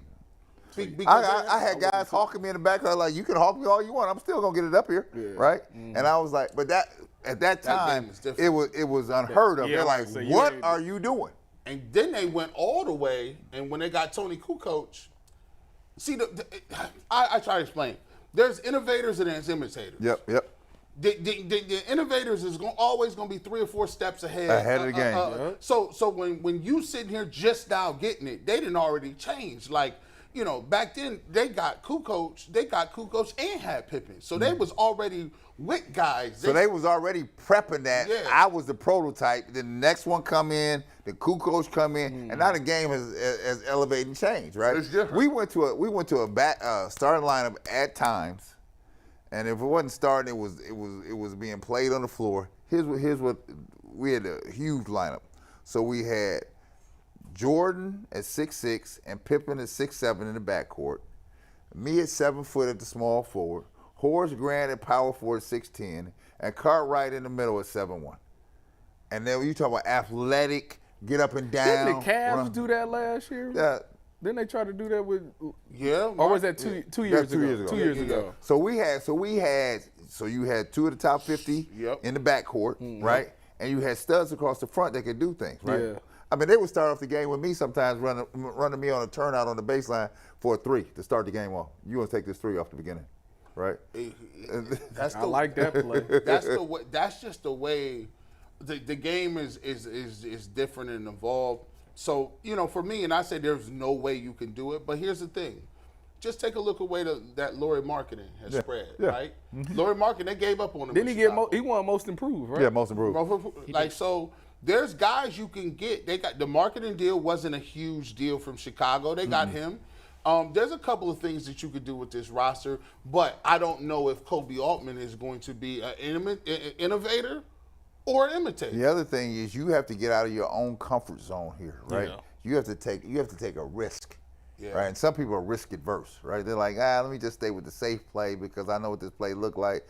And sometimes when you're an innovator here, you see things that somebody else, if you go to and say, Tyvus, what about this? Tyvus may not see it. Yeah. Right. G may not see it. But if you're an innovator, like, no, I clearly see the pathway. It's right through there. And that's where I got to go. And then, but you got to have the conviction and the courage. Sound like to me the Cavs need a 7-footer that can dribble and shoot.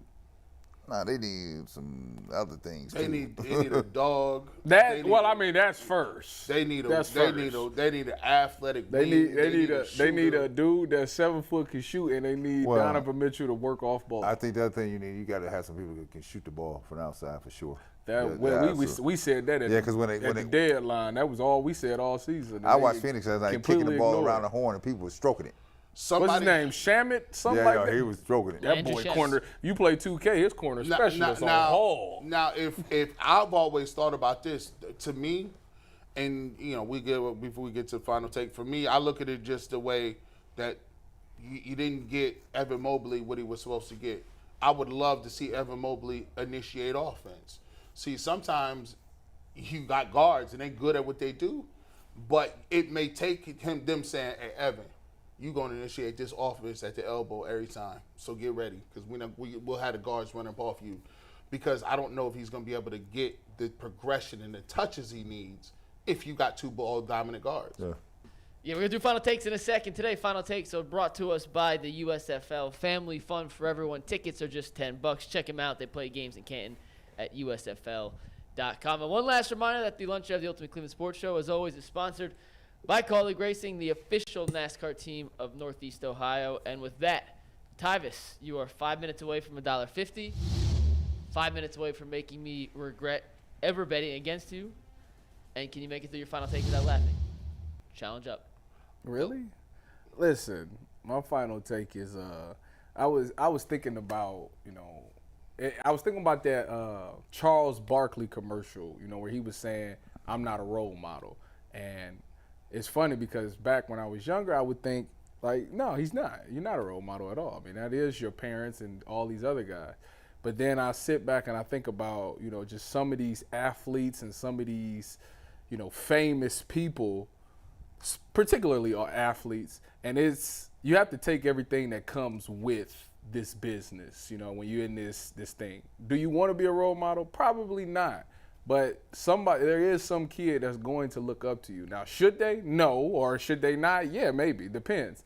But you have to always try to do the right things and do what you value the most, because some kid is going to look at you and want to be like you, and they're going to value the same things that you value. So as far as being an athlete, an ex-professional athlete, you got to take everything that comes with this business, like as far as even when you get cut, you got to still keep your head up high and deal with the hard times. You might get injured, all of those things. You got to somehow find a way to always keep your head up high in this business, because it's a lot of lows, and you knew what you signed up for, so you got to be able to handle, you got to take all the good and the bad. Brett? All right. Final take. Well, you asked for it. You asked for equal opportunity in this country. As a father of 4 daughters, we have just created it, because if you have not been paying attention to women college sports, what you have now is created free agency in college sports, and the women are participating. Because you just watched LSU women's basketball team create a super team down in LSU. Angel Reese, Haley Van Lith, Anissa Morrow, Flazé Johnson. They've created a super team down from the pro level down in LSU, Baton Rouge. And do you see the NIL deals that these girls have been signing down there? Big money, big money. The NCAA, all you had to do was peel off everybody years ago. Then everybody would have stayed home. Now the girls have now figured out how to leverage the system. And the system is not me staying in Louisville, me staying in DePaul, like, no, I'm going to parlay like Bron and them. I'm going over here with KD and them, right? Because where I go, TV going to follow. And where TV going to follow, the money going to follow. That's what's happening now. So get ready for the ride, because the LSU super team was the first. There are more coming. G. Man, it's so crazy out here, man. I was up late last night, just looking around, doing some research, man, and I just realized that as I looked across my timeline, man, there's so many crazy things that's happening so many days. I mean, you just see people running into people with cars, and guys got automatic rifles, shooting people at malls and everything, man. It's so crazy. It just Ridiculous. Sometimes don't even really make you want to talk about sports. Because sometimes when you talk about sports, it gives you a distraction. And some people say they want a distraction. But grown folks shouldn't want distractions. Grown folks should be about the business of trying to fix some of the crazy stuff that's going on. Not a distraction to put your head down. Your kids need a distraction. They need naps. They need juice. They need stories at bedtime because they don't have the wherewithal, the mental aptitude to understand certain things.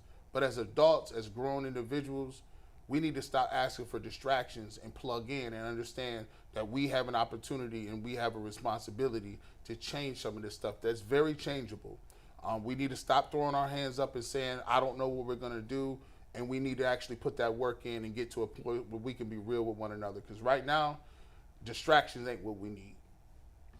Facts. Tomorrow is our 1-year anniversary show. 1 year in the books. Lord, I made it. A bunch of surprises for you guys coming up. Joe Thomas will be on with us. It should be fun. We will see y'all tomorrow to celebrate 1 year of the Ultimate Cleveland Sports Show.